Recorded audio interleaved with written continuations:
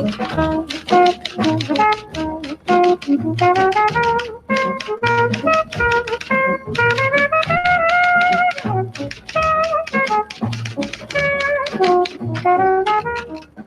cordiale buongiorno a tutte le ascoltatrici e a tutti gli ascoltatori da Giulio Cainarca e ben trovati all'appuntamento con la rassegna stampa di venerdì 14 giugno. Come al solito, prima delle pagine dei quotidiani di oggi, le agenzie ANSA.it sul caos CSM, magistrati, il Quirinale Mattarella indice elezioni suppletive per 2 componenti, si terranno il 6 e il 7 ottobre. Un primo passo per voltare pagina, dice Sergio Mattarella, il Presidente della Repubblica. Poi sui migranti Salvini attacca la Sea-Watch, è un sequestro, dice il leader leghista. Tripoli non è un porto sicuro, dice Sea-Watch, riportare coattivamente le persone soccorse in un paese in guerra, farle imprigionare e torturare è un crimine.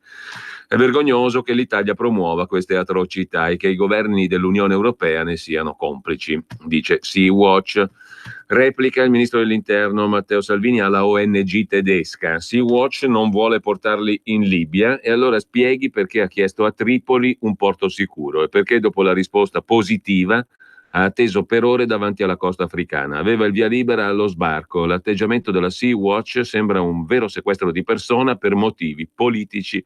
Polemizza col Viminale sulla pelle degli immigrati, così Matteo Salvini risponde alla ONG, l'organizzazione non governativa tedesca. E poi Unione Europea compatta contro l'Italia, Tria fermo, niente manovra bis. Moscovici parla di procedura di infrazione, vogliamo evitarla ma servono i fatti. L'altro commissario Dombrovskis insiste, necessari aggiustamenti notevoli.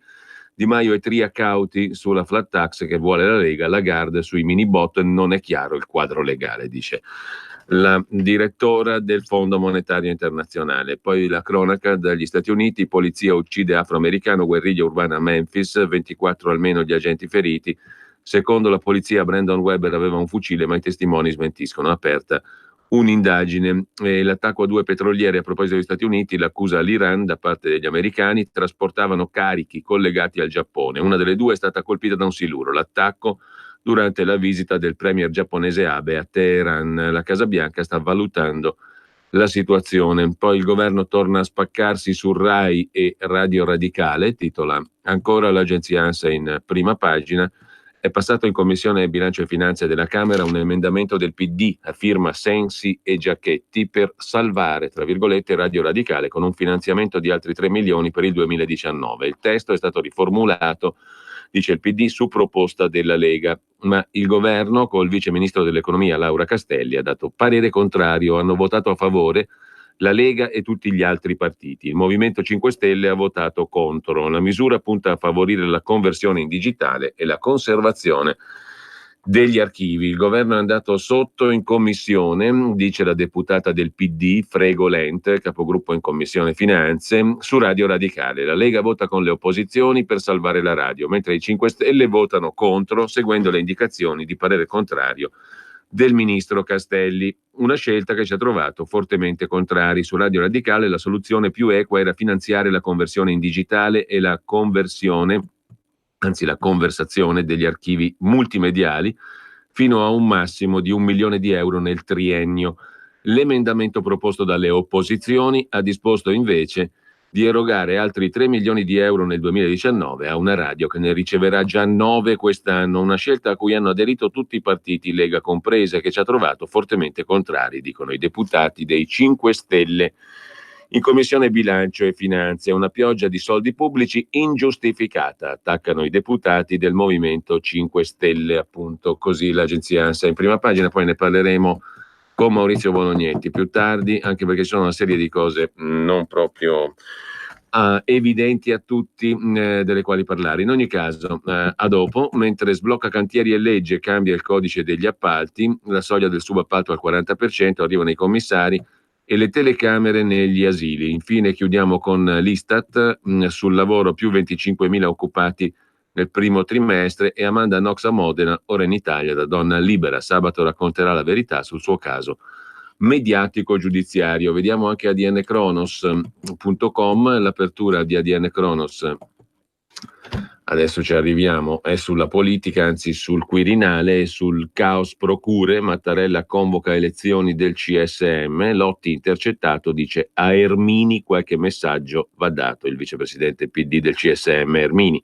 Il passaggio nell'atto con cui il procuratore generale di Cassazione ha avviato azione disciplinare a carico di 5 consiglieri del Consiglio Superiore della Magistratura. E poi un'altra notizia, Strasburgo condanna l'Italia per l'ergastolo, il fine pena mai. Secondo la Corte europea dei diritti umani, la CEDU, l'ergastolo ostativo, il cosiddetto fine pena mai, è contrario all'articolo 3 della Convenzione europea per i diritti umani, che vieta trattamenti e punizioni inumane e degradanti. La sentenza della Corte di Strasburgo è sul caso di Marcello Viola, condannato all'ergastolo per associazione mafiosa, omicidi e rapimenti.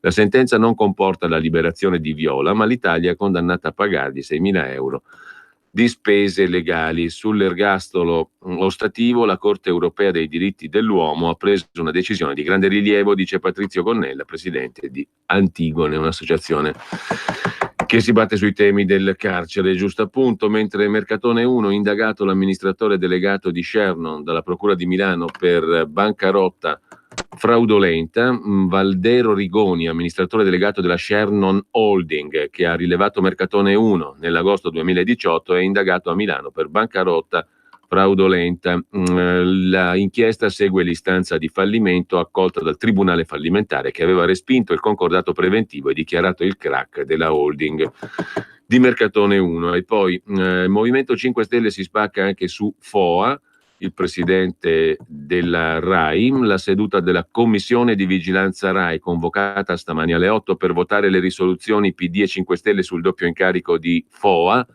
a quanto apprende ADN Cronos, è partita male, con i 5 Stelle divisi a litigare fuori dell'aula e l'inizio dei lavori in ritardo. Questo nella giornata appunto di ieri. Il gruppo 5 Stelle aveva deciso di votare a favore dell'emendamento Lega.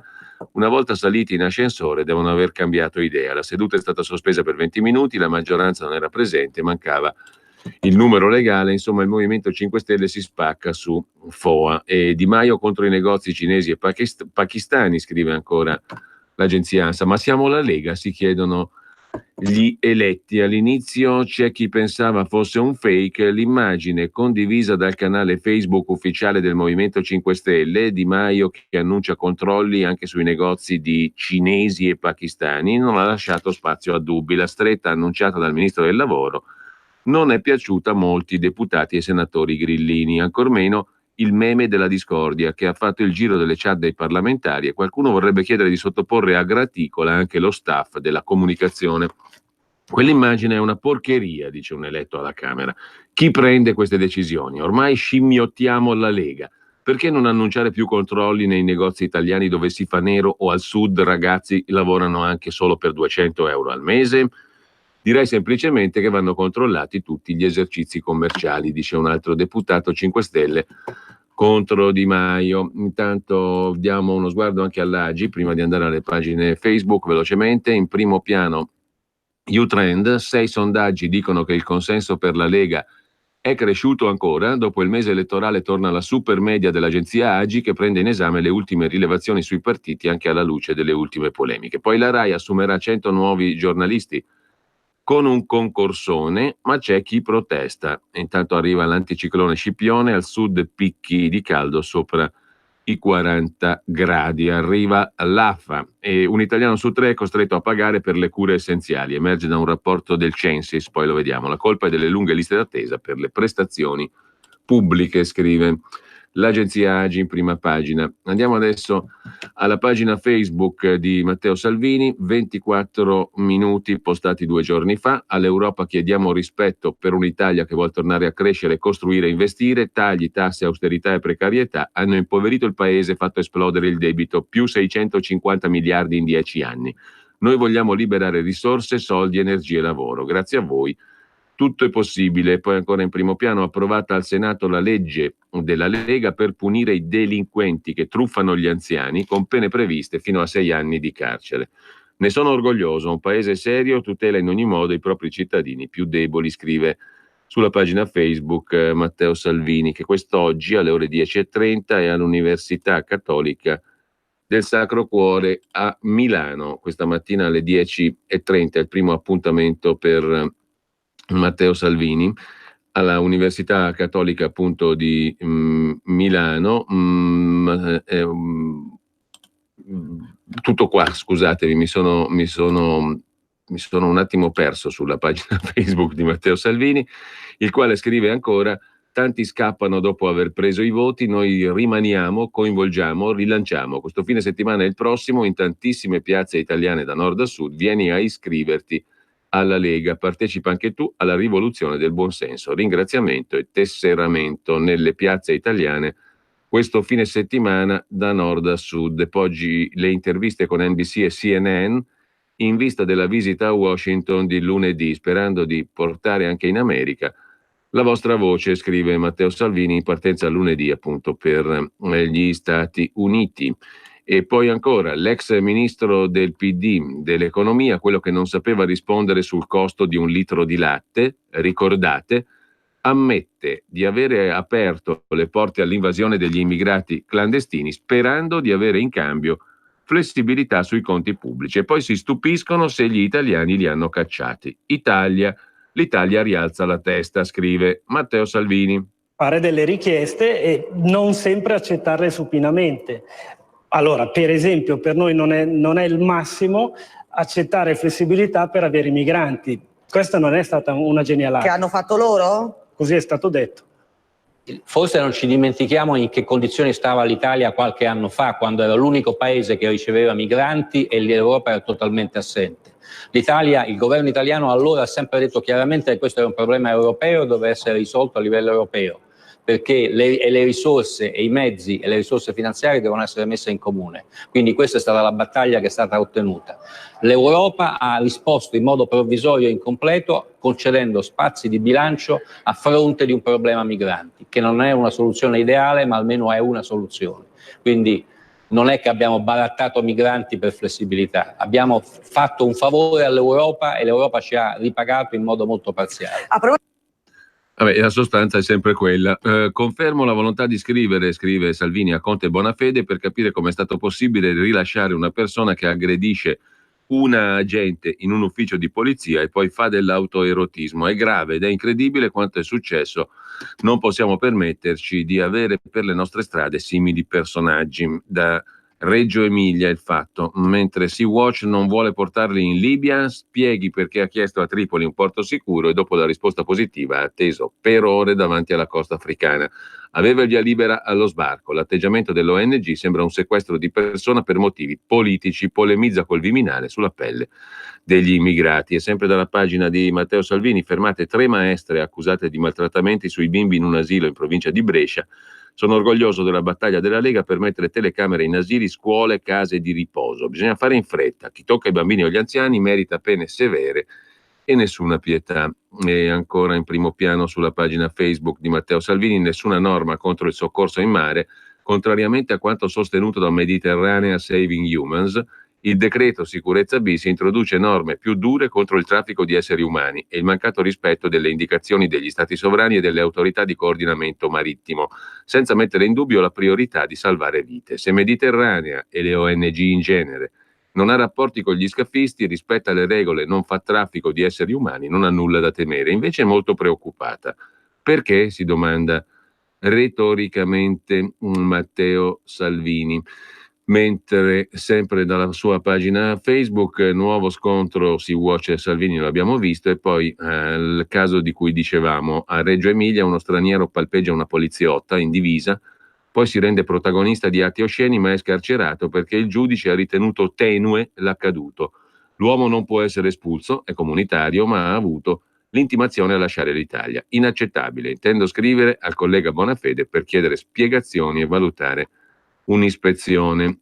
Poi ancora un'intervista a Matteo Salvini breve al TG2, gli italiani si aspettano che facciamo per l'economia quello che abbiamo fatto su sicurezza e immigrazione, con uno shock fiscale, una cura Trump che faccia ripartire il paese. Diamo uno sguardo anche alla pagina Facebook di Luigi Di Maio. In primo piano sulla sua pagina Facebook Sassari, dove si vota per il sindaco, la tornata elettorale amministrativa in Sardegna il 16 giugno, domenica, E poi è stato approvato lo sblocca cantieri, scrive Di Maio, un nuovo ossigeno alle imprese, nuovi posti di lavoro, spinta per la crescita. Siamo stati attaccati per un anno con fake news. Si diceva che il Movimento 5 Stelle bloccasse il paese e il decreto che oggi invece il paese lo sblocca, guarda caso porta la nostra firma. Ci interessa poco intestarci i meriti, parlano i fatti. Su 600 opere bloccate, 540 sono a carico di comuni, regioni e altri enti, notoriamente amministrati non dal Movimento 5 Stelle. Le altre 60 di competenza del Ministero delle Infrastrutture erano ferme da anni, ora ripartiranno con meno burocrazia, più trasparenza, tempi rapidi.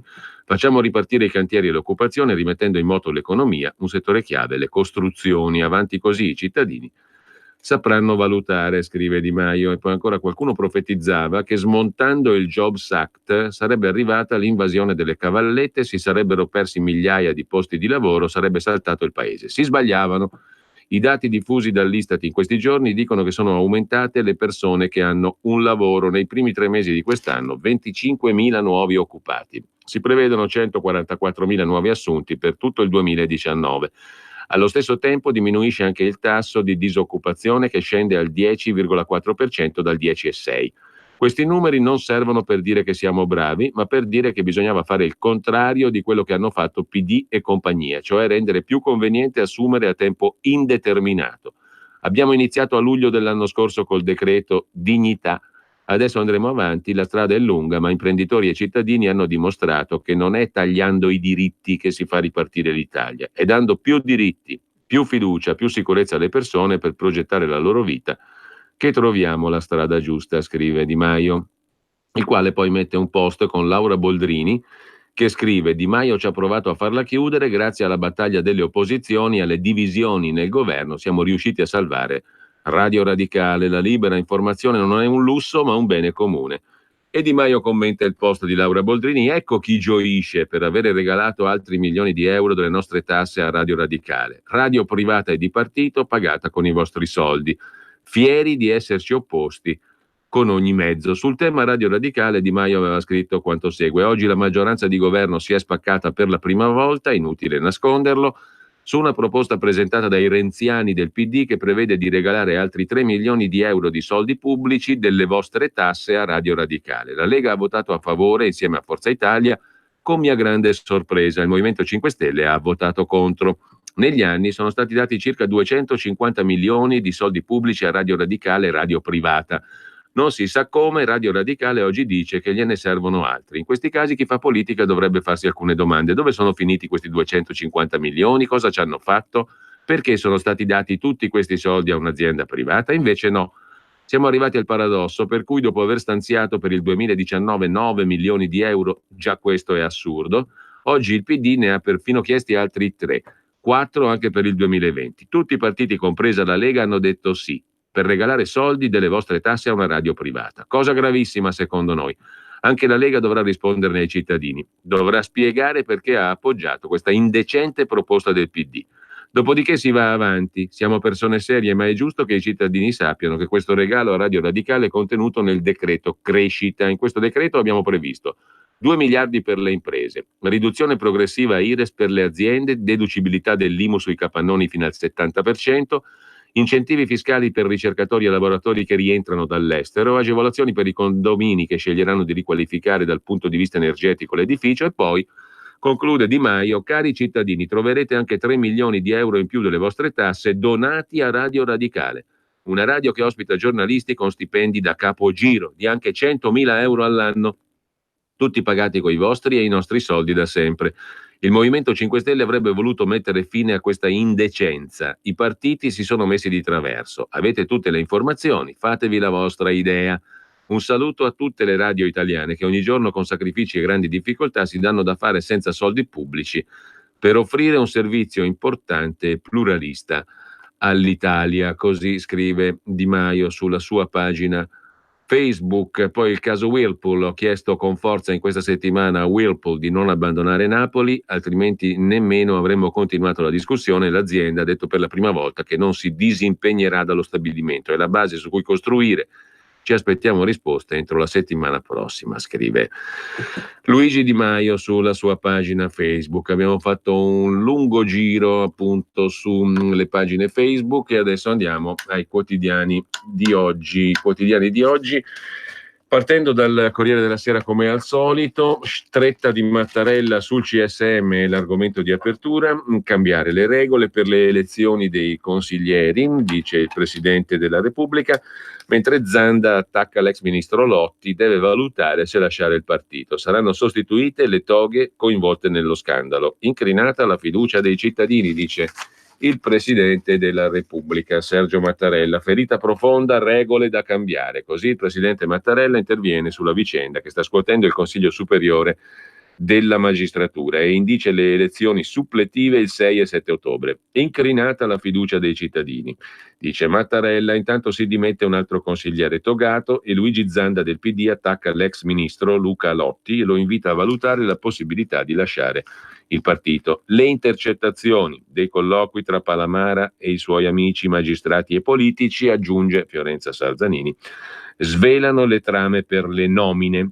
Si informavano sui dossieraggi contro i potenziali avversari. L'ex ministro Lotti pronuncia frasi contro il vicepresidente Ermini del suo stesso partito.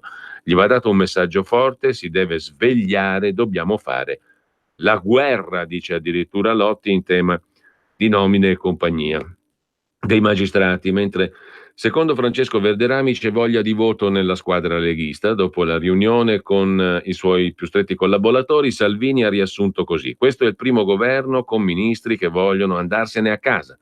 Certo, per il leader del Carroccio non è una novità, quel che è cambiato sono i toni, strappare il contratto, andare al voto anticipato. Intanto gli altri titoli di prima pagina sul Corriere della Sera: di spalla i partner europei sui conti dell'Italia, chiedono i fatti, bocciati i mini bot. In Europa si continua a trattare, i conti dell'Italia preoccupano, i mini bot non sono una soluzione. Il ministro Tria ha ribadito che non ci sarà una manovra e l'orientamento a Bruxelles maggioritario trapelato durante la riunione risultava di apertura al dialogo col governo di Roma. E ancora in primo piano sul Corriere della Sera, gli Stati Uniti accusano l'Iran, hanno silurato le navi in Oman, non esclusa l'azione militare. La dinamica non è chiara, ma 2 navi sono state colpite forse da un siluro nel Golfo di Oman e evacuati gli equipaggi e gli Stati Uniti accusano l'Iran. Mentre è arrivata proprio dagli Stati Uniti ieri mattina all'aeroporto di Linate, poi sorrisi e chiacchiere a Modena, domani parlerà del suo caso al primo Festival della Giustizia Penale. È trascorsa così la giornata di Amanda Knox, 31enne di Seattle, che ha rimesso piede in Italia per la prima volta dopo la scarcerazione dal 4 ottobre del 2011, assolta per il caso Meredith Kercher. Dopo 8 anni a Modena parlerà di giustizia. Questa è la prima pagina del Corriere della Sera. Pagina 2, la questione del CSM e la mossa del Quirinale. Voltare pagina, ora nuove regole, indette le elezioni per 2 consiglieri. Il ministro Bonafede annuncia l'avvio delle azioni disciplinari. Anche il PM Antonio Lepre sceglie la strada delle dimissioni come Morlini e Spina. Incrinati il prestigio e la fiducia dei cittadini nei magistrati. Le carte dell'inchiesta. Ermini si deve svegliare, Lotti, sono parole dell'ex ministro Lotti sui magistrati e sui dossier, sui medesimi magistrati. Dobbiamo fare la guerra, dice niente meno Lotti. Palamara, le riunioni in hotel per pilotare le nomine delle procure, le trame contro il vicepresidente Ermini. Gli va dato un messaggio forte. Così il ministro Lotti diceva. Sul CSM scrive anche il Corriere Fiorentino: stop di Zingaretti a Lotti, il PD non si occupa di nomine, dice il segretario del partito, ma l'ex ministro sugli incontri con i magistrati dice solo fango. Sono sorpreso dalle parole di Zingaretti, dice l'ex ministro Lotti. Sempre dal Corriere poi Lotti che parla appunto di fango e ipocrisie, Zingaretti che dice il mio PD non fa le nomine. Ira per le parole del leader, anch'io sono uno del PD e non faccio le nomine. Ho dovuto sopportare una montagna di fango contro di me, dice l'ex ministro Lotti, credo siano stati superati livelli minimi di accettabilità. Intervista del Corriere della Sera al tesoriere del partito, il senatore Luigi Zanza. C'è stato un salto di gravità. Luca deve valutare se lasciare il nostro partito. Modi sguaiati contro Ermini. Ciò che mi colpisce di più è l'impatto che questa vicenda può avere sul Consiglio Superiore della Magistratura. Sullo stesso tema poi le cene con Palamara, il blitz su Alitalia, la figura di Lotito, il presidente della RAI, della Lazio, presidente tuttofare. Sul debito abbiamo già detto, Conte ha scritto una lettera, toni fermi contro Bruxelles, no a 2 pesi e 2 misure, il premier italiano difenderà la linea di Roma e le scelte dei suoi vice, mentre il direttore del Fondo Monetario Lagarde boccia quelli che definisce i bizzarri mini bot. Agite sul debito con il genio italiano, inventatevi qualcosa. Intanto Radio Radicale spacca il governo, titola ancora il Corriere della Sera, un emendamento del PD riformulato ieri dalla Lega in commissione bilancio della Camera ha stanziato 3 milioni per Radio Radicale, un emendamento che ha spaccato il governo e ha fatto infuriare il vice premier Di Maio. Il Movimento 5 Stelle ha da sempre osteggiato il finanziamento di Radio Radicale. Ieri Di Maio ha tuonato. Secondo noi è una cosa gravissima, ha detto Di Maio, ma Salvini non si è scomposto. Ho sempre detto che non si chiude una radio con un emendamento, con un tratto di penna. Serve tempo, chiariremo tutto anche in questo caso, ha detto Salvini. In serata Di Battista ha rincarato la dose. 4-4, il capitano, scritto con la K, Matteo Salvboldrini, vota con PD e sinistra e regala altri 3 milioni di euro a Radio Radicale. Immagino la contentezza delle piccole e medie imprese venete o lombarde di fronte a una notizia del genere. Salvini come Soros, dice qualcuno. Magari, almeno Soros finanzia i radicali con quattrini suoi. Salvini fa pagare lo Stato italiano. Prima gli italiani? Sì, a mettere soldi loro in una radio privata di partito, dice Di Battista. Tra poco ci torniamo sull'articolo del Corriere su Radio Radicale che spacca il governo. Porta con te ovunque RPL. Scarica l'applicazione su smartphone o tablet dal tuo store o dal sito radiopadania.org. Cosa aspetti? E lucevano le stelle. Sì, lo so che per realizzare tutti i progetti della Lega per l'Italia non bastano certo 2 parole, ma il 2 per 1000. Gli italiani sanno tutto e sanno pure che il codice per destinare alla Lega il 2 per 1000 è D43 e che lo si deve scrivere sulla dichiarazione dei redditi. Donar il mio solo pensiero, firmare www.2per1000lega.it. Messaggio per tutti gli imprenditori, gli artigiani, i commercianti, i liberi professionisti. Hai un'attività? Dei prodotti da promuovere? Prova la pubblicità sulla nostra radio. Radio Padania ha preparato per te una grande promozione per aiutarti a sostenere la tua attività a tariffe davvero straordinarie. Informati, vedrai che si può fare. Mandaci una mail all'indirizzo spot@radiopadania.net. Con Radio Padania si può fare. Cosa aspetti? Sostieni la nostra radio. Abbonati andando sul sito radiopadania.org. Clicca abbonati e segui le istruzioni. Facile, no? Eh sì, sito radiopadania.org, perché più che mai è opportuno ricordare che ci si può abbonare, si può donare, si può scaricare l'app per ascoltarsi la radio ovunque ci si trovi. Abbonarsi è molto facile, 8 euro al mese di base, poi vi potete leggere tutto sul sito radiopadania.org.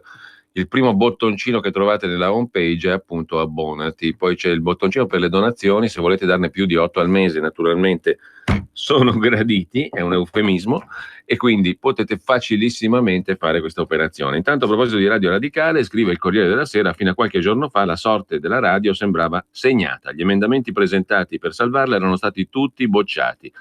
A nulla erano valsi i digiuni di Roberto Giacchetti, deputato radicale storico, scrive niente meno il Corriere della Sera, che oggi milita nelle fila del PD e che, come sapete, è stato l'unicissimo, solo lui ha fatto azioni per difendere Radio Radicale e iniziative non violente come quella del digiuno. Nessun altro, infatti poi ne parleremo con nessun altro alle 9.15. Nessun altro sarà nostro ospite alle 9.15 sulla nostra emittente, che ha appoggiato nessun altro perché stima nessun altro, ed è stato proprio Giachetti insieme a Filippo Sensi a firmare l'emendamento che ha dato la possibilità di salvare la radio. Su quell'emendamento ha lavorato il deputato leghista Giulio Centemero, che spiega: ho riformulato l'emendamento aggiungendo come copertura un finanziamento di 3 milioni di euro che deve servire per la digitalizzazione della radio. Radio Radicale ha un valore, ha detto Centemero, che riguarda tutta l'Italia, col suo archivio sulla storia d'Italia e sulla storia del Parlamento.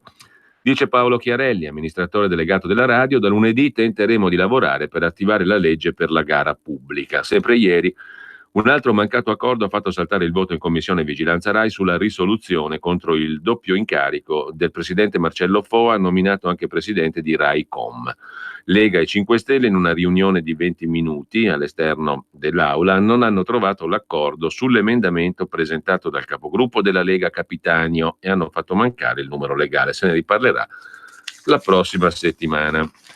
Chiudiamo dalla pagina politica del Corriere della Sera con la lite Toti-Berlusconi dentro Forza Italia, congresso congelato, allarme sui quattrini, sui fondi, finita l'era di Silvio, non può fare le primarie, dice Toti. La replica di Berlusconi, il nominatissimo Toti che chiede democrazia, è ironico, anzi sarcastico Berlusconi. Chiude la pagina di primo piano della politica interna del Corriere della Sera un'intervista a Giorgia Meloni.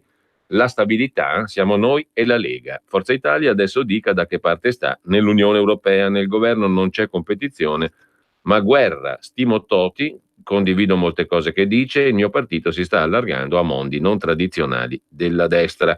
Alle europee, dice la presidente di Fratelli d'Italia Giorgia Meloni, abbiamo dimostrato che noi e la Lega possiamo dare una linea chiara al Paese.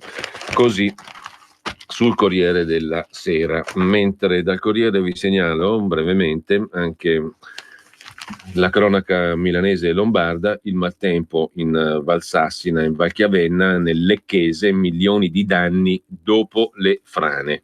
A prima luna volontari al lavoro per liberare le strade da acqua e detriti, e la foto del Corriere della Sera. Passata l'emergenza in Valsassina si fa la conta dei danni, per ora milioni di euro genericamente, mentre si scava per riportare la situazione alla normalità.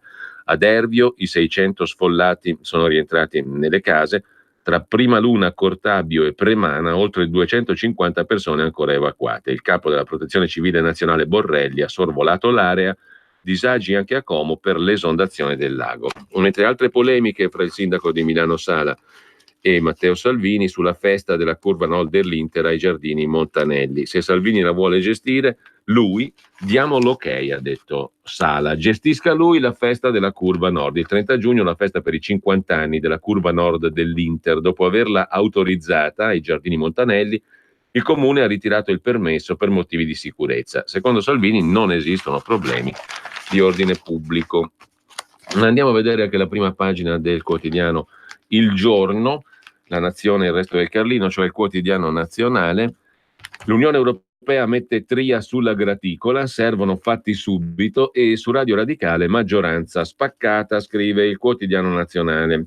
In primo piano però c'è il cielo e il mare. Astro Samantha al comando della missione NASA nella stazione sotto l'oceano. Astro Samantha è Samantha Cristoforetti, astronauta italiana. Dalle stelle agli abissi, la Cristoforetti guida la missione della NASA a bordo di una stazione sottomarina.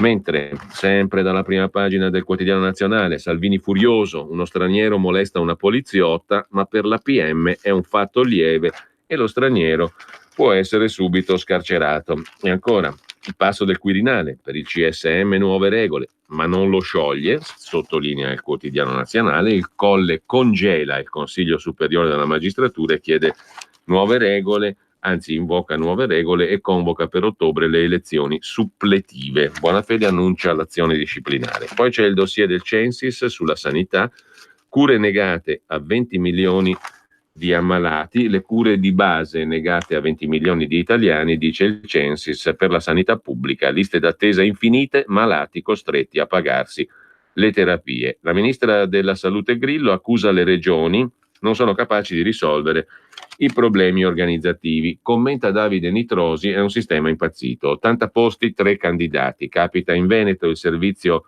sanitario regionale cerca inutilmente medici. Non accade con nessun'altra professione.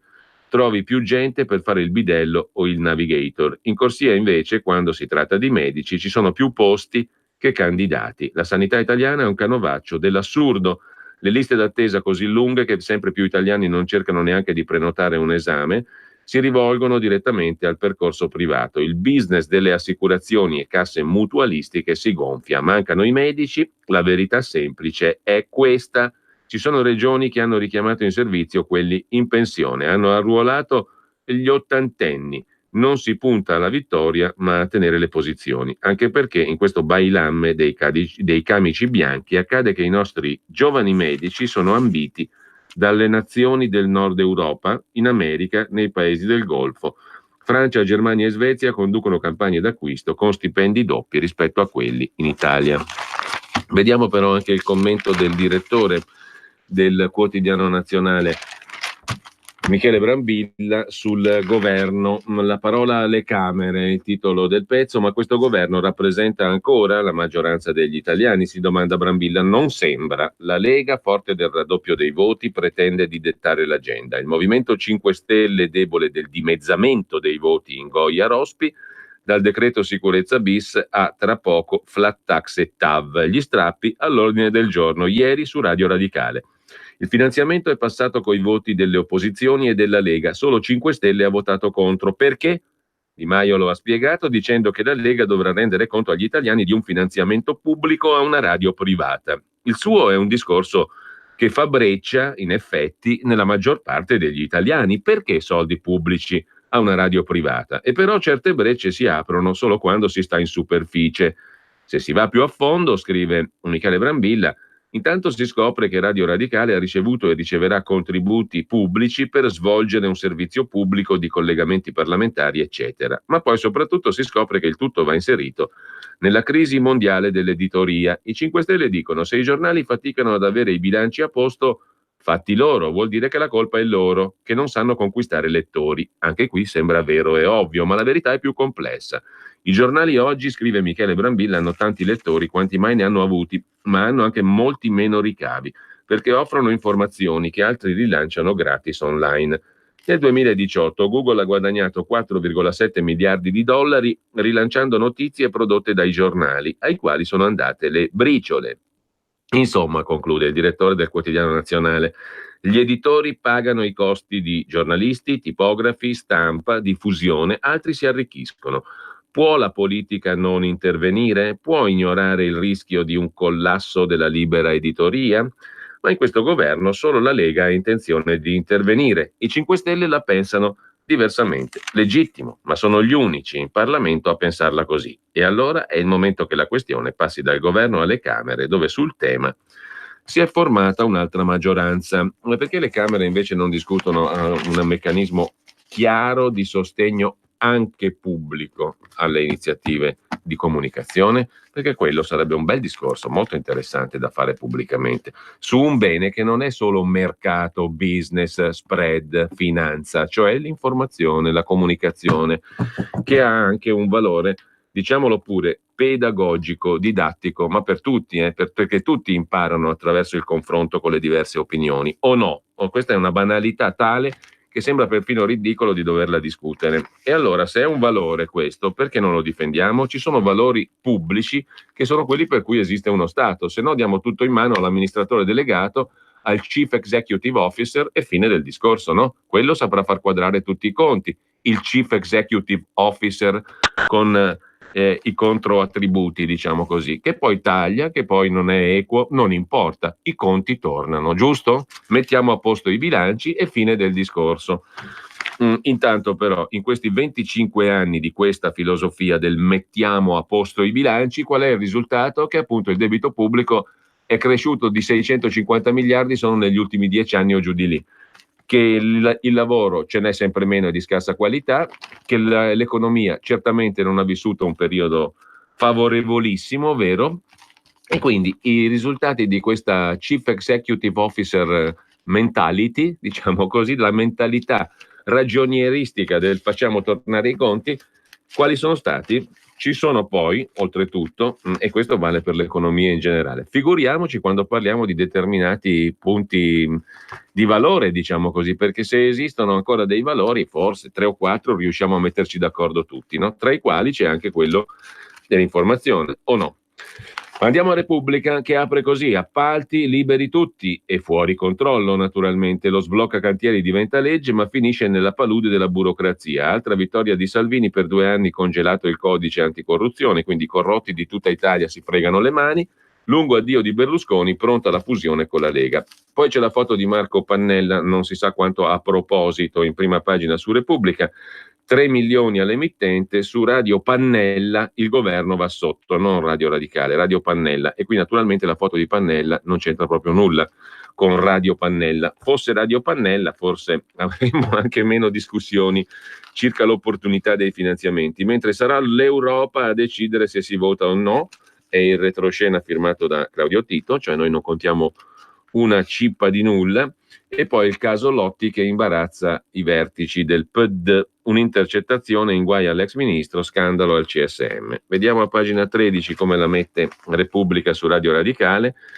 Salva perché le commissioni bilancio e finanze della Camera approvano un emendamento al decreto crescita che concede 3 milioni al 2019 per l'emittente. A favore del testo presentato dal PD, riformulato dalla Lega, tutti i gruppi tranne i 5 Stelle, la campagna a favore della sopravvivenza della radio, a cui Repubblica ha partecipato con un articolo di Francesco Merlo, ha avuto successo. Certo, a essere in compagnia di determinati soggetti uno ha dei ripensamenti. In ogni caso, quel che conta è il principio. Si sta scherzando naturalmente, non è la compagnia che determina le opinioni su fatti fondamentali. Però, minimo di imbarazzo, intellettualmente parlando, lo si prova, ma è superficialissimo, per carità. La maggioranza intanto si spacca per la prima volta e i grillini non la prendono bene. I gialloverdi sono alle prese anche con lo scontro sul caso del doppio mandato di Marcello Foa, presidente RAI e RAI-Com, che non so bene neanche cosa sia, devo dire la verità. Cos'è RAI-Com? Giulio, fai una ricerchetta, va, così diciamo subito ai nostri amici e amiche all'ascolto e all'ignorante che sta conducendo la rassegna stampa, cioè io, che cos'è RAI-Com. Il movimento aveva preparato una mozione contro il doppio incarico, come il PD. Ieri la maggioranza non ha trovato di meglio che far saltare il numero legale rinviando tutto. Sulla scena Radio Radicale si attendono passaggi in aula alla Camera e al Senato. Paradosso possibile, il governo sembra intenzionato a chiedere la fiducia sul decreto crescita e i grillini dovranno votare anche il finanziamento alla radio, che hanno cercato di ostacolare in tutti i modi. Adesso additano al pubblico ludibrio al grido dello sperpero di denaro pubblico. Peraltro Giachetti, l'unico che, come sapete, ha fatto qualcosa per Radio Radicale, noi parleremo con nessun altro alle ore 9:15. Giachetti, come sapete, è buon amico di Di Maio, lo ha detto lui, è il mio amico Di Maio, il quale naturalmente alla fine è stato determinante, non la Lega, ma il Movimento 5 Stelle, per, tra virgolette, salvare per ora Radio Radicale. Con l'amico, meno male che Giachetti, che si è impegnato così tanto, digiunando, è riuscito a convincere l'amico Di Maio, come le parole di Di Maio testimoniano, l'abbiamo lette. Di Maio si è convertito al salvataggio di Radio Radicale, come avete sentito, in virtù dell'amicizia con l'eroico Giachetti. Dopo aver fatto un po' di calcoli sui soldi incassati da Radio Radicale, Di Maio conclude: una cosa gravissima, la Lega dovrà risponderne davanti ai cittadini. Tutto sembra pronto per far esplodere una rissa nella maggioranza, magari la crisi di governo addirittura, ma questa parola non fa capolino nelle dichiarazioni grilline, anzi Di Maio ha detto si va avanti. Matteo Salvini ha dichiarato: ho sempre detto che non si chiude una radio, un giornale, una TV con un emendamento o un tratto di penna, bisogna lasciare tempo e rispettare il lavoro fatto. Con Di Maio chiariremo tutto. Al capo politico grillino comunque non resta che continuare a gridare allo sperpero, un approccio che non convince alcuni dei suoi. Dentro le chat di deputati e senatori 5 Stelle si può anche leggere: su Radio Radicale che piegata a 90 ci siamo presi. I malumori si intrecciano col caso Foa, che sembra assumere contorni di guerra interna fra i grillini. A spingere a favore della mozione contro il doppio incarico di Foa Gianluigi Paragone e Primo De Nicola, che non sono considerati amici di Di Maio. Intanto Roberto Giachetti prende atto che questo era il massimo dei risultati possibili e sospende lo sciopero della fame come Maurizio Bolognetti, scrive Repubblica, che se uno la legge oggi dice e chi è costui? Alla radio si prende atto della buona notizia, ma si fanno i conti, si vede che i soldi scarseggiano, si studiano tagli e iniziative legali, si spera nella nuova gara per la convenzione che potrebbe arrivare in autunno, così la mette Repubblica. Su Repubblica poi ci sono tutti gli altri temi che abbiamo già visto, Berlusconi che liquida Forza Italia, pronta la fusione con la Lega, il progetto di un progressivo disimpegno fino a un partito unico o a una federazione, centrodestra italiano, ma c'è anche il no di Salvini, lui ormai è il passato, insomma Repubblica la butta là, come si suol dire, e intanto lasciamo anche Repubblica per andare alla Stampa di Torino. Qui tra le altre cose c'è un articolo dedicato ad Armando Siri, ex sottosegretario alle infrastrutture della Lega, caccia ai soldi di Siri, i PM di Roma cercano i conti in Delaware, la procura ha formalizzato rogatorie internazionali in 3 paesi, mentre Arata e Nicastri trovano una microspia e cercano di inquinare le prove, viene fuori dalle indagini.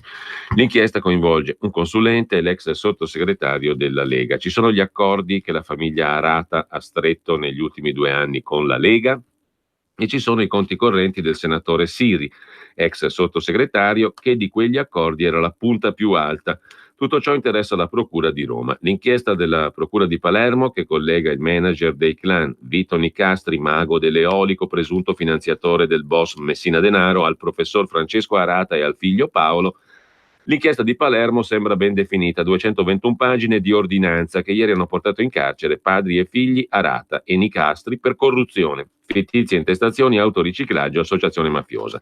Il salto politico di quell'inchiesta è sulla scrivania però di Roma, della Procura di Roma, di Paolo Ielo e del PM Palazzi, che hanno indagato Siri per corruzione. Da un paio di settimane hanno fatto rogatorie in 3 paesi. Cercano le prove della tangente da 30.000 euro che Arata avrebbe pagato a Siri, sottosegretario, per inserire emendamenti nella legge di bilancio utili all'erogazione di contributi per le imprese che operano nelle rinnovabili.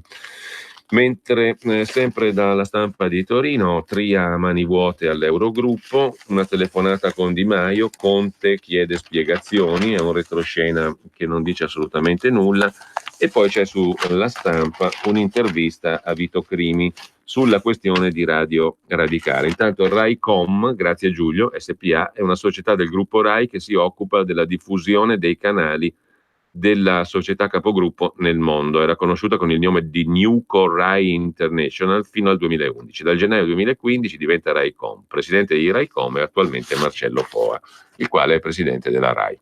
E allora non vedo questa incompatibilità a naso, neanche se il presidente fosse Zanda del PD. Comunque non importa. Andiamo alla Stampa, dicevamo, con questa intervista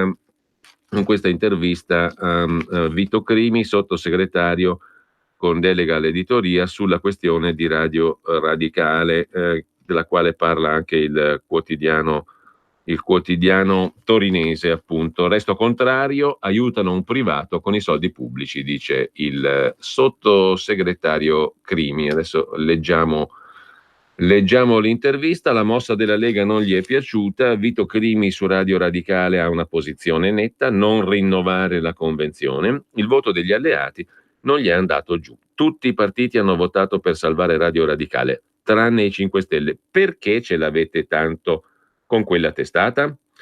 Sono gli stessi partiti, risponde Crimi, che ogni anno faticano a rispondere alla richiesta della stessa Radio Radicale di rinnovare la gara per la convenzione. Questo dà l'idea che il voto di oggi non è per salvare la radio, è innanzitutto un voto politico. Non ho nulla contro Radio Radicale, ripristiniamo la verità dei fatti. Il punto è che parliamo di una radio privata, per di più di un partito, di proprietà di una SPA, che beneficia di una convenzione in virtù di un bando fatto su misura con un unico partecipante. C'è da chiedersi perché. Una radio privata che ha percepito una quantità di contributi pubblici per quasi 300 milioni di euro. È sbagliato il concetto di salvare la radio. Come tutte le società private, quando l'azienda è in difficoltà, tocca all'editore mettere dei soldi, altrimenti la lista di aziende da salvare è lunga.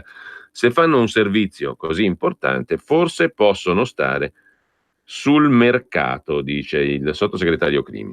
Un ponte o un ospedale sono di pubblica utilità, li costruisce lo Stato perché generalmente non producono profitto, dice l'intervistatore. Non si può rifare la gara garantendo la sopravvivenza della radio. Finché non avessimo interrotto questa convenzione, non ci sarebbe stata l'esigenza vera di fare la gara, dice ancora Crimi. Abbiamo almeno questo merito, bisognerebbe riconoscerlo. Adesso tutti sono obbligati a venirci dietro per riorganizzare il settore per fare una vera e propria gara.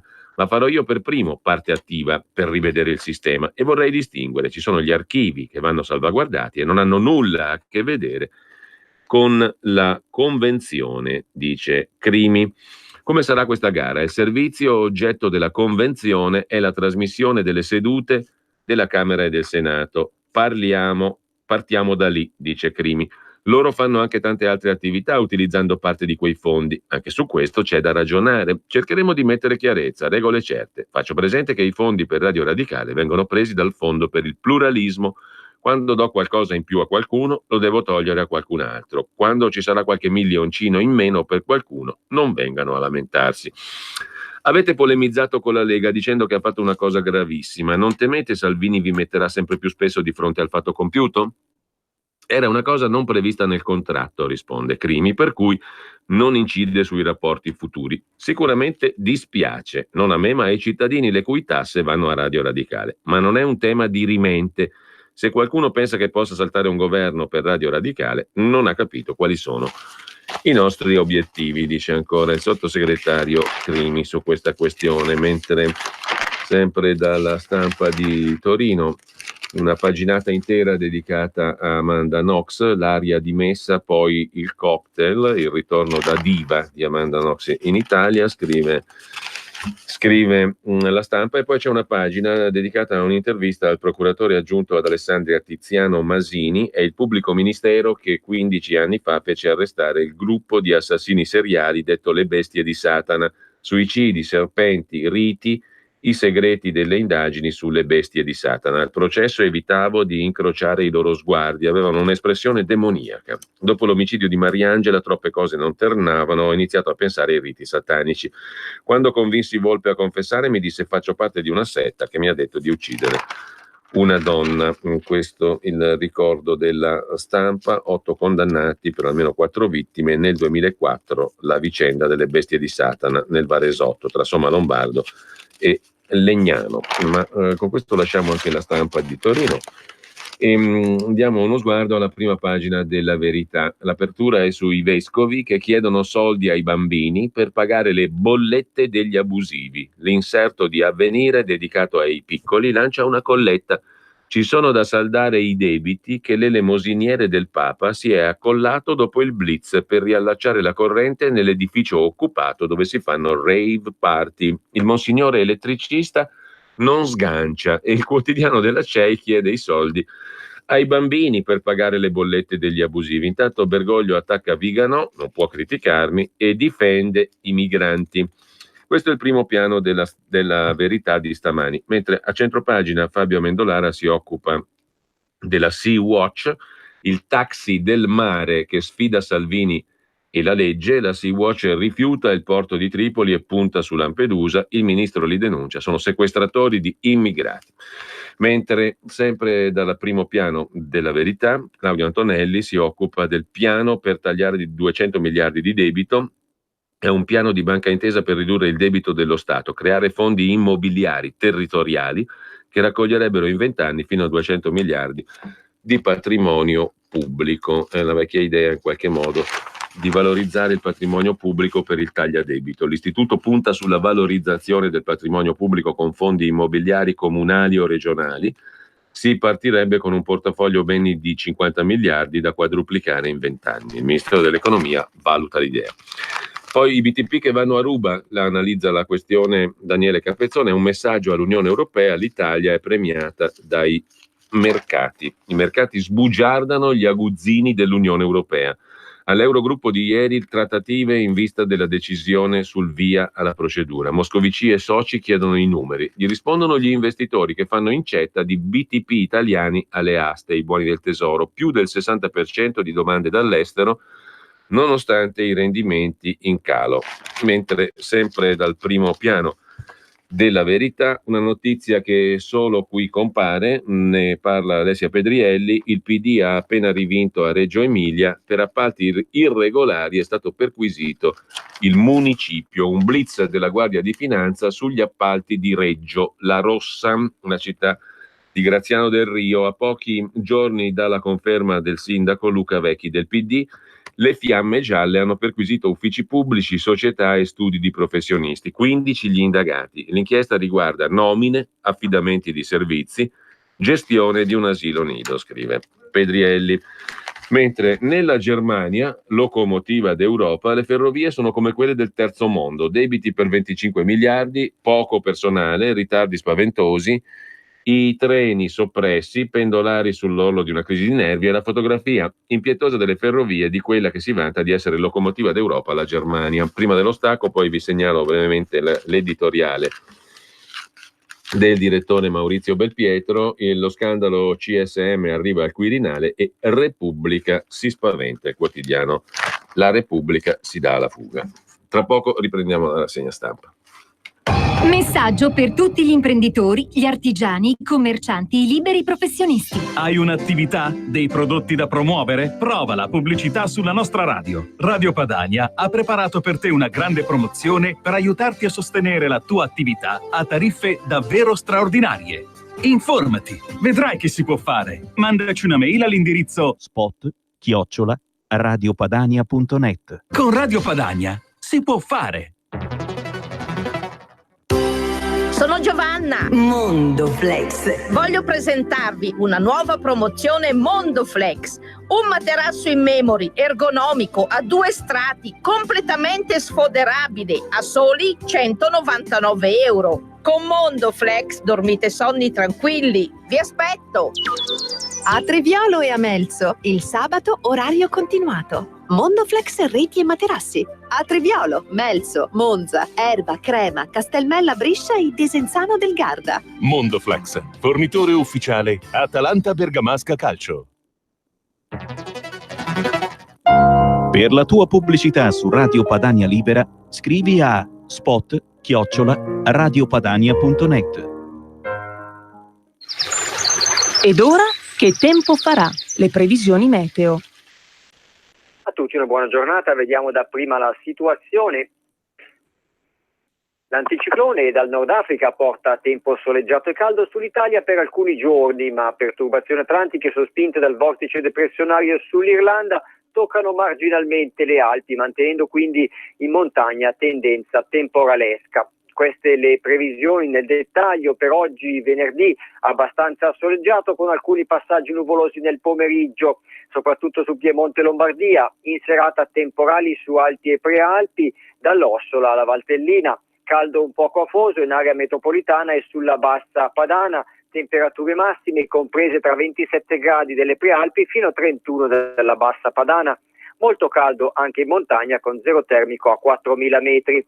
Domani sabato abbastanza soleggiato ma con nuvolosità variabile sulle Alpi e sulle Prealpi, dove sarà possibile qualche rovescio isolato al mattino o temporale pomeridiano. Altrove asciutto, temperature massime caleranno di 1 grado tra 26 e 30.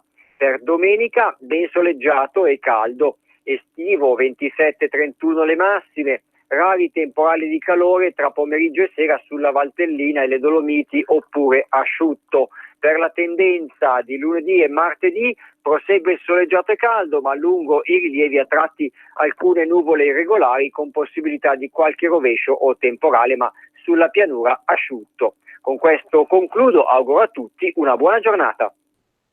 Avete ascoltato Che tempo farà? Le previsioni meteo. Torniamo al quotidiano La Verità, che si occupa delle sofferenze dei cattolici in primo piano. Papa Francesco difende gli immigrati e torna a sparare sull'ex nunzio Viganò, che aveva denunciato inadempienze della Chiesa franceschiana, diciamo così. Avvenire chiede soldi ai bambini per regalarli a chi occupa i palazzi. È l'altra bella questione affrontata da Francesco Borgonovo. Poi entriamo nel settore giustizia e politica con il pezzo di Simone Di Meo su Palamara e il dossier sul pubblico ministero che indagava sulla famiglia Renzi. Bisogna mettergli paura. Il braccio destro del bullo, Lotti, appare l'ispiratore della manovra per cacciare il pubblico ministero di Firenze Creazzo da Firenze, giusto appunto, cacciarlo da Firenze. Le pressioni sul vicepresidente Ermini gli va dato un messaggio forte, mentre per il caso di Banca Etruria, Papà Boschi e Labugno vanno verso il processo per bancarotta, scrive Fabio Amendolara, che si occupa appunto della questione. Claudia Bugno è la consigliera del Ministero dell'Economia che creò un imbarazzo tra Tria e 5 Stelle perché il figliastro di Tria era stato assunto dall'azienda il cui amministratore delegato è compagno della Bugno, che si è trovata nel board di una delle società di cacciatori di teste che indica al Ministero dell'Economia i dirigenti da assumere. Era stata in Banca Etruria, l'esperienza in Banca Etruria la consigliera del ministro l'aveva cancellata dal suo curriculum, ritenendo che potesse pregiudicare il suo ingresso nello staff del ministro Tria. Mentre Giacomo Amadori si occupa di un'altra vicenda collaterale al Giglio Magico. Non lasciai l'inchiesta su D'Agostino, la usai per arrivare a Lotti e al CSM. L'ex magistrato di Trani accusato di corruzione, Antonio Savasta, sfruttava il socio di papà Renzi per incontrare Lotti e alcuni consiglieri. Uno schema che ricorda la vicenda del mercato dei magistrati. Mentre sempre dal primo piano del quotidiano La Verità, il cameo di Riccardo Ruggeri sulle cassette di sicurezza. Matteo Salvini, sarà pure per la stanchezza e l'ora tarda, ha fatto un errore mortale che pagherà agli italiani mai parlare di cassette di sicurezza. Come ovvio mi riferisco a quelle dei poveracci, dove ci sono catenine e contanti risparmiati, non quelle dei ricchi, dove ci sono gioielli, Rolex e carteggi su segreti inconfessabili. Quantomeno ha offerto ai suoi avversari, in pratica tutti gli italiani che hanno visibilità comunicazionale, vescovi, magistrati, sindacalisti, attori, calciatori, uno straordinario strumento di polemica politica. I risparmi degli italiani poveri, ripeto, poveri, la maggioranza silenziosa del paese, sono quattrini non sottratti al fisco e sono o investiti in botto o depositati sul conto corrente in banca o nelle cassette di sicurezza o sotto i materassi. Ricordo che il 50,9% degli italiani non ha reddito tassabile, quindi è autorizzato dallo Stato a non pagare le tasse, i barboni in primis.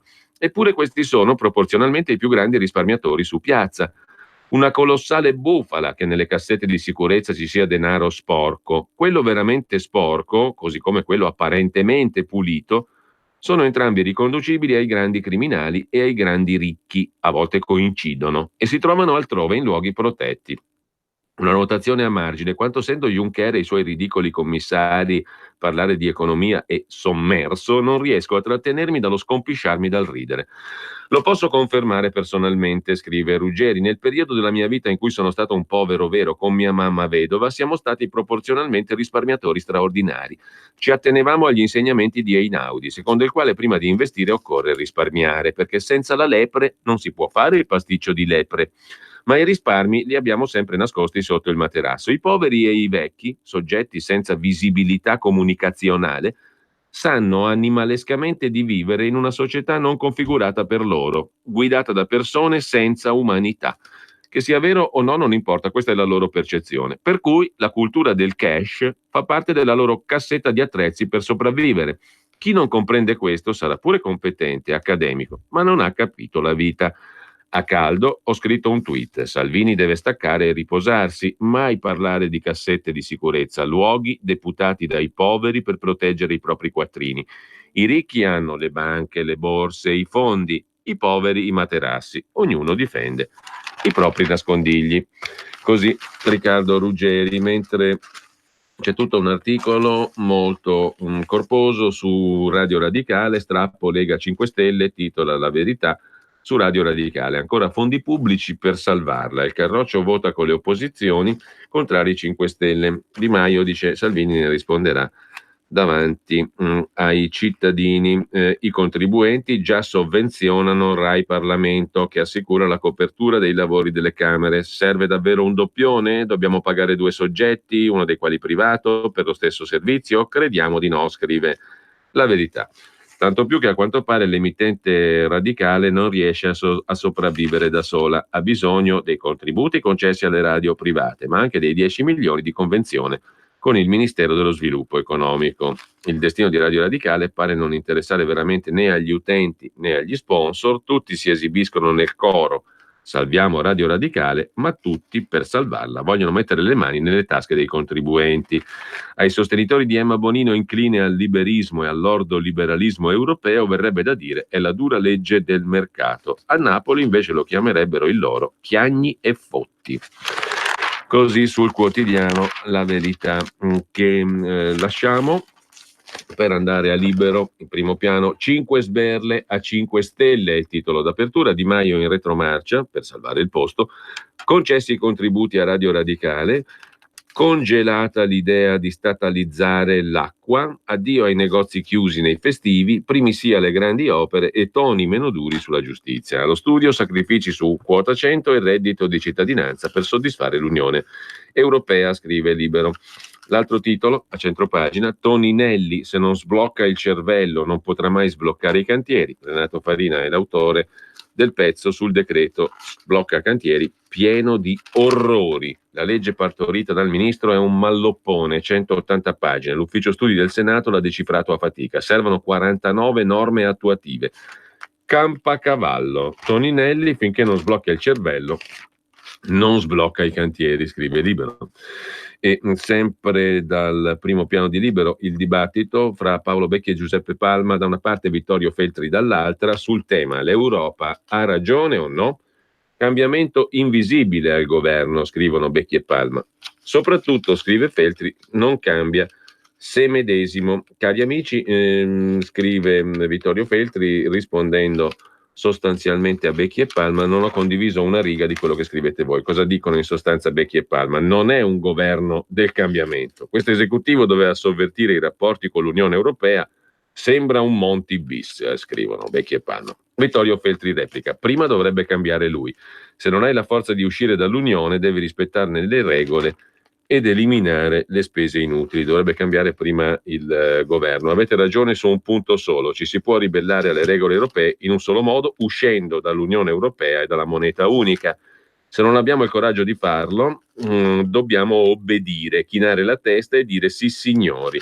Io non sono neanche bidello, però non ho i piedi ancorati nelle nuvole. Domando, se i 27 paesi che costituiscono l'Unione Europea sono d'accordo nel dire che abbiamo sforato il tetto di spesa, mi viene il dubbio che abbiano ragione nel rimproverarci e sanzionarci. Se uno si iscrive al Rotary e non ne rispetta le normative, è ovvio che non sia più bene accetto dal club e sia costretto a subire i rimbrotti dei capi o a togliersi dalle scatole. Non c'è una terza possibilità. Pensiamo che l'Europa sia invivibile e ci danneggi? Bene, abbandoniamola, arrangiamoci per conto nostro, smettiamola di piagnucolare. Sempre poi dalla prima pagina di Libero, una opinione in controtendenza su Amanda Knox in Italia, quella di Andrea Scaglia, merita le scuse e non gli insulti, che è un'opinione poi perfettamente, per quanto mi riguarda, condivisibile, perché vi voglio vedere a voi a subire X anni di galera e X interrogatori di un certo tipo, per una cosa che non hai fatto, poi la sentenza lo stabilirà. Amanda Knox merita le scuse e non gli insulti, scrive Andrea Scaglia. L'americana è in Italia per partecipare al Festival della Giustizia Penale domani a Modena. 4 anni di cella con l'accusa di omicidio e poi la assoluzione completa, ma l'opinione pubblica la mette ancora in croce. Eh sì, questo dovrebbe ci dovrebbe dare materia per riflettere sul rapporto tra giustizia, informazione e psicologia collettiva. Mentre a chiudere la prima pagina di Libero, il pezzo del direttore responsabile Pietro Senaldi, un brodino per l'informazione, contributi alla stampa, arriverà l'arrosto?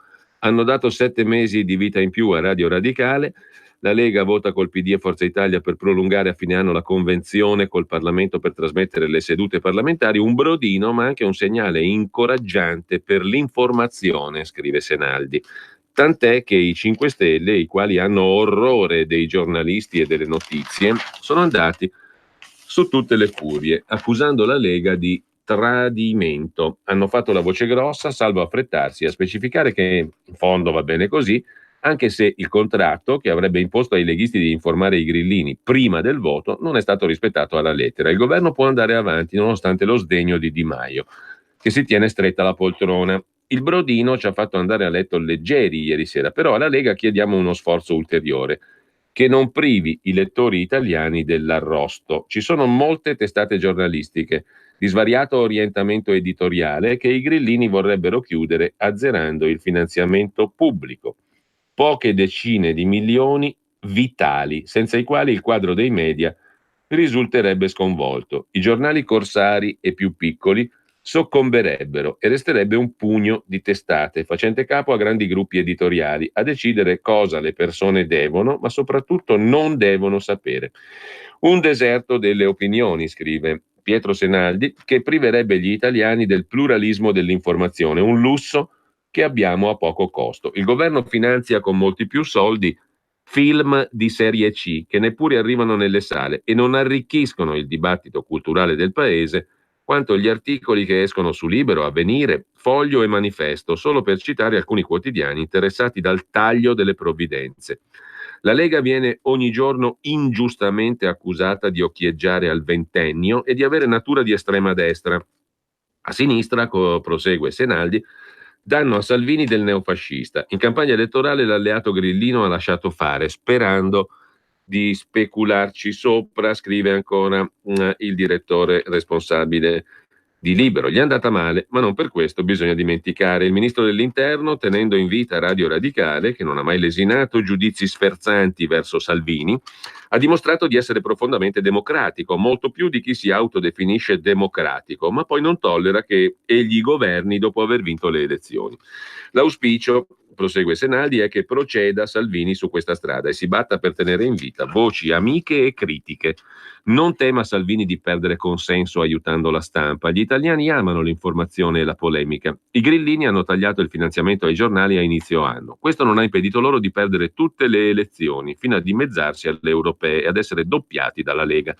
I giornalisti e i politici non sono ontologicamente una casta, lo diventano quando godono di privilegi senza dare nulla in cambio. In questo senso i parlamentari dei 5 Stelle sono più casta dei loro colleghi e molto più di qualsiasi giornalista, e gli elettori l'hanno capito, punendoli duramente. In cambio del finanziamento i giornali offrono un servizio che molti non pagano e poiché vedono i titoli su internet o in TV lo danno per scontato. Non se ne accorgono, ma anch'essi usufruiscono del lavoro dei giornalisti e beneficiano del pluralismo delle idee.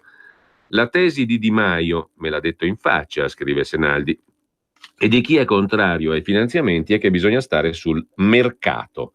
Ma la politica non ha mai messo in condizione i giornali di stare sul mercato e in questo è debitrice verso la stampa. Non ci sono leggi che puniscono chi ruba gli articoli e li mette in rete e neppure vengono multati e chiusi i siti pirata che diffondono illegalmente i giornali. La politica consente ai giganti della rete di svuotare i contenuti dei quotidiani, ripubblicarci e farci i soldi sopra. Prima di tagliare le provvidenze alla carta stampata, il governo regoli il mercato, perché al momento contribuisce a fornire alle multinazionali del web un reddito di informazione gratuito che i giornalisti pagano col loro lavoro e gli editori coi loro soldi. Ai 5 Stelle, che hanno poco di concreto da comunicare, conviene, conclude Pietro Senaldi su Libero, che l'informazione sia appaltata all'anarchia della rete, dove non ci sono regole e vince sempre chi grida vaffa più forte degli altri. I grillini tendono a trasformare chiunque gli critichi in nemico del popolo. Puntano ad abolire i corpi intermedi in nome della democrazia diretta, che altro non è se non la dittatura del capo. Non credo, conclude il direttore di Libero, che a un partito strutturato e di contenuti come la Lega convenga lo stesso gioco. Una classe dirigente vera ha bisogno di interlocutori all'altezza e non si spaventa delle polemiche e delle critiche. Così Pietro Senaldi su Libero.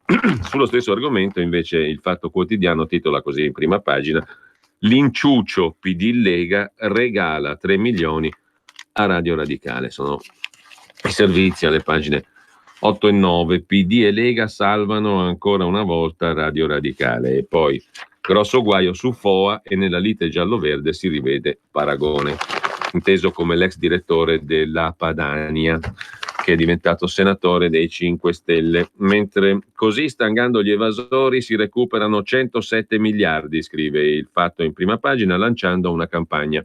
Da oggi una serie di articoli sull'unico vero sistema per risanare i conti, cioè beccare gli evasori.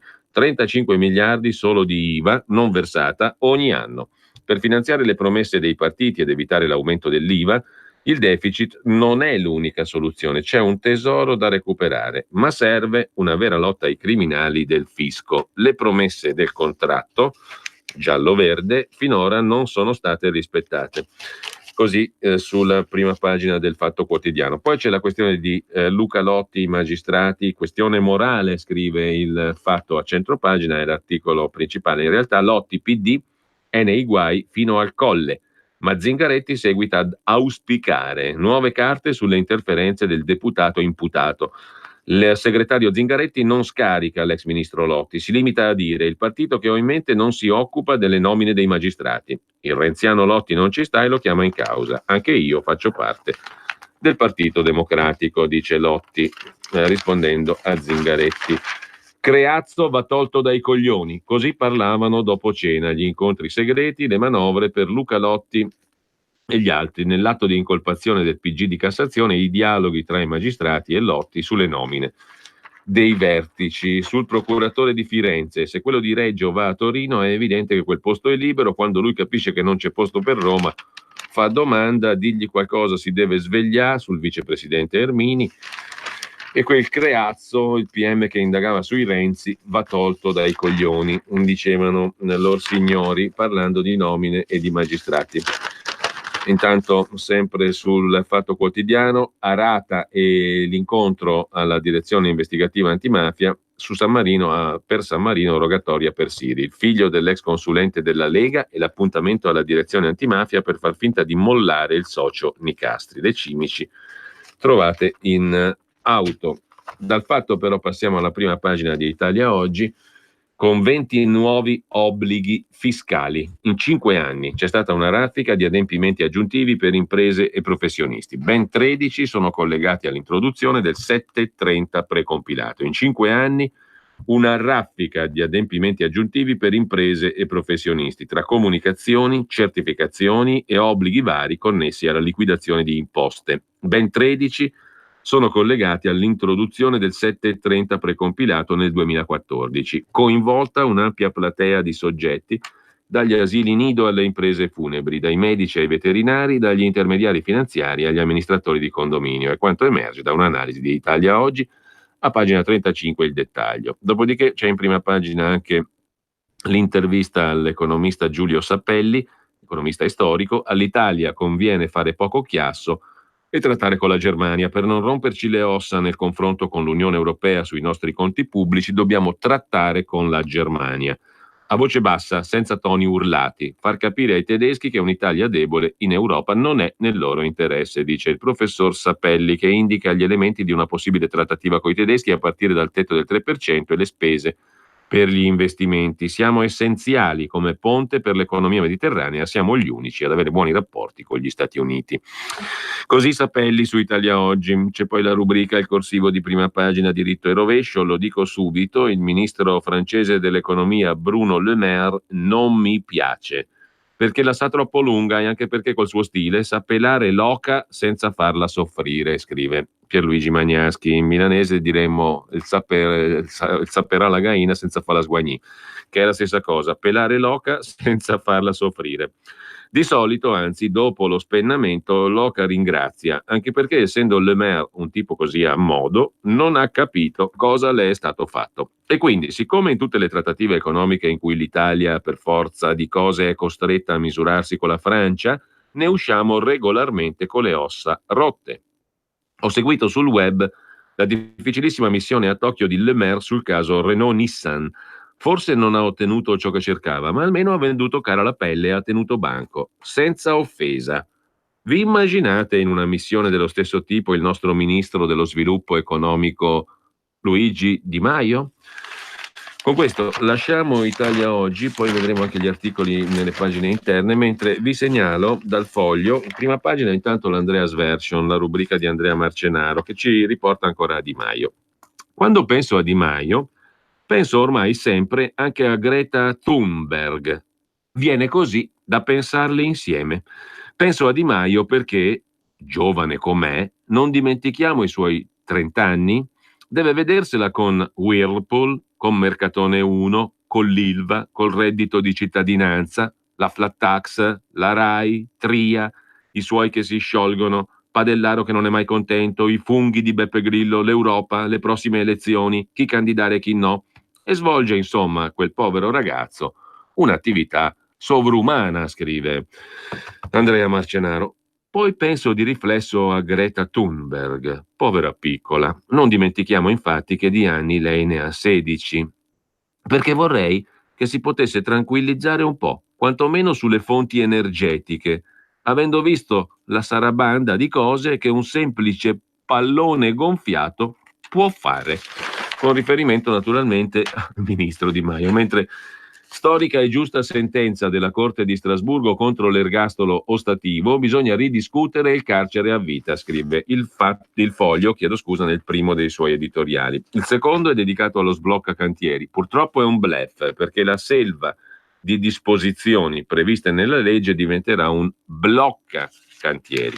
Mentre Di Maio è un illiberale e se ne vanta. L'accordo Lega-PD per salvare Radio Radicale, per i 5 Stelle è uno scandalo. Evidentemente Di Maio ci tiene a sgombrare i dubbi. Il Movimento 5 Stelle non è cambiato, resta sempre e comunque quel partito illiberale che è. E dunque anche nel giorno in cui, con un fremito di dignità, il Parlamento dimostra che è possibile fare in modo che maggioranza e opposizioni trovino talvolta un accordo trasversale per un fine nobile, ecco che il capo dei 5 Stelle strepita e si indigna per il sostanziale salvataggio di Radio Radicale. Uno scandalo confezionato, dice Di Maio, dai renziani del PD con Lega e Forza Italia. Radio privata di partito pagata coi soldi pubblici.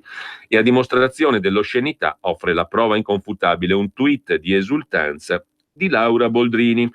Ecco, a futura memoria di quei pensatori sinistrorsi che invocano l'alleanza PD 5 Stelle. Insomma, commenta il Foglio, la maggioranza giallo-verde si è spaccata, ma il cortocircuito è avvenuto tutto all'interno del Movimento 5 Stelle, perché mercoledì a Montecitorio un'intesa era stata trovata. I grillini erano al corrente che il PD avrebbe riformulato un emendamento per garantire a Radio Radicale 2019 i 3 milioni per la digitalizzazione del prezioso archivio, nell'attesa di una nuova gara per la gestione del servizio radiofonico, che è servizio pubblico, ricorda il Foglio.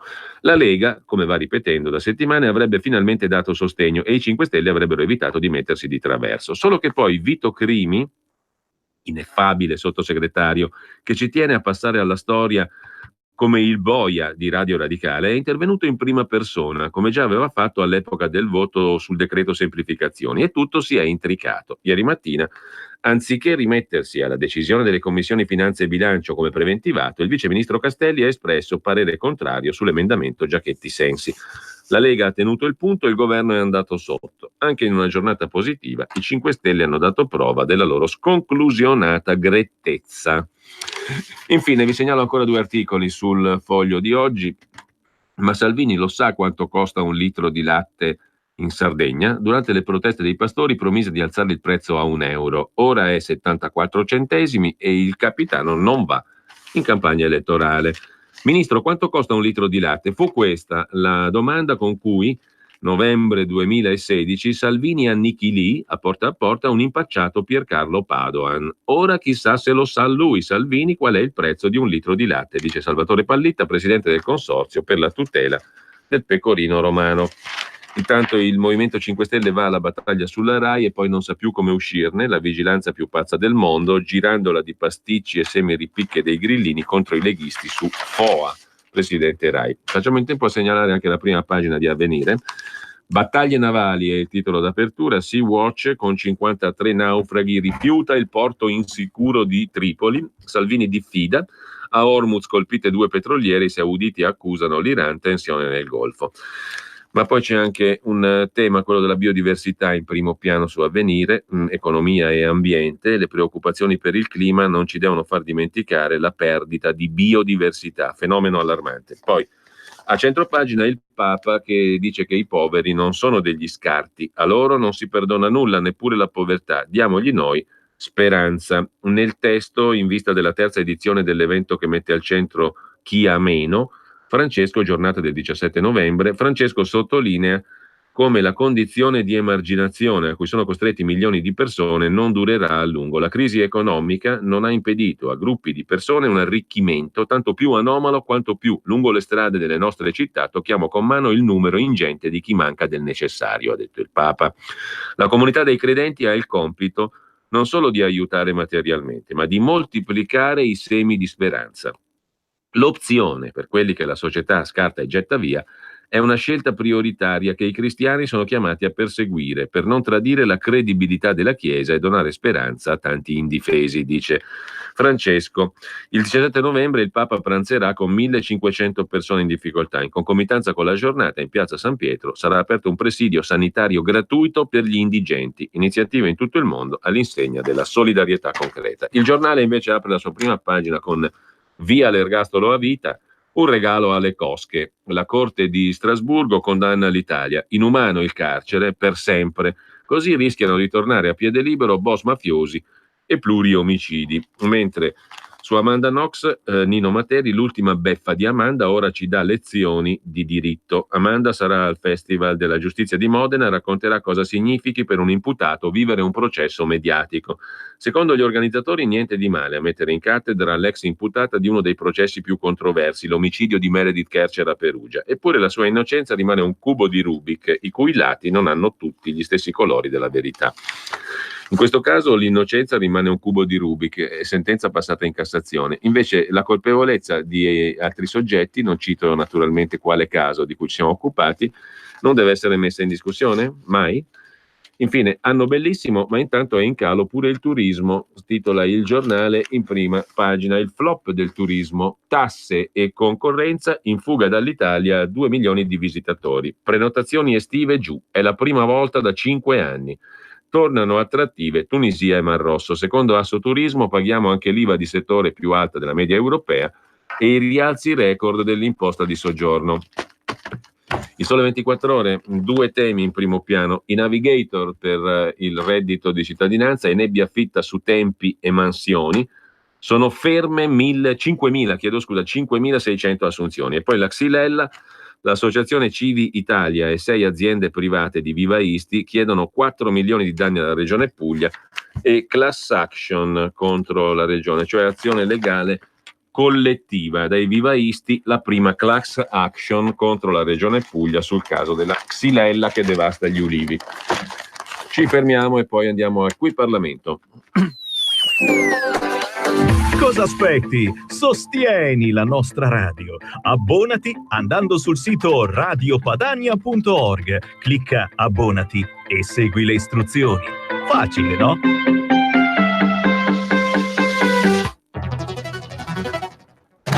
Ciao Ruspa, come butta?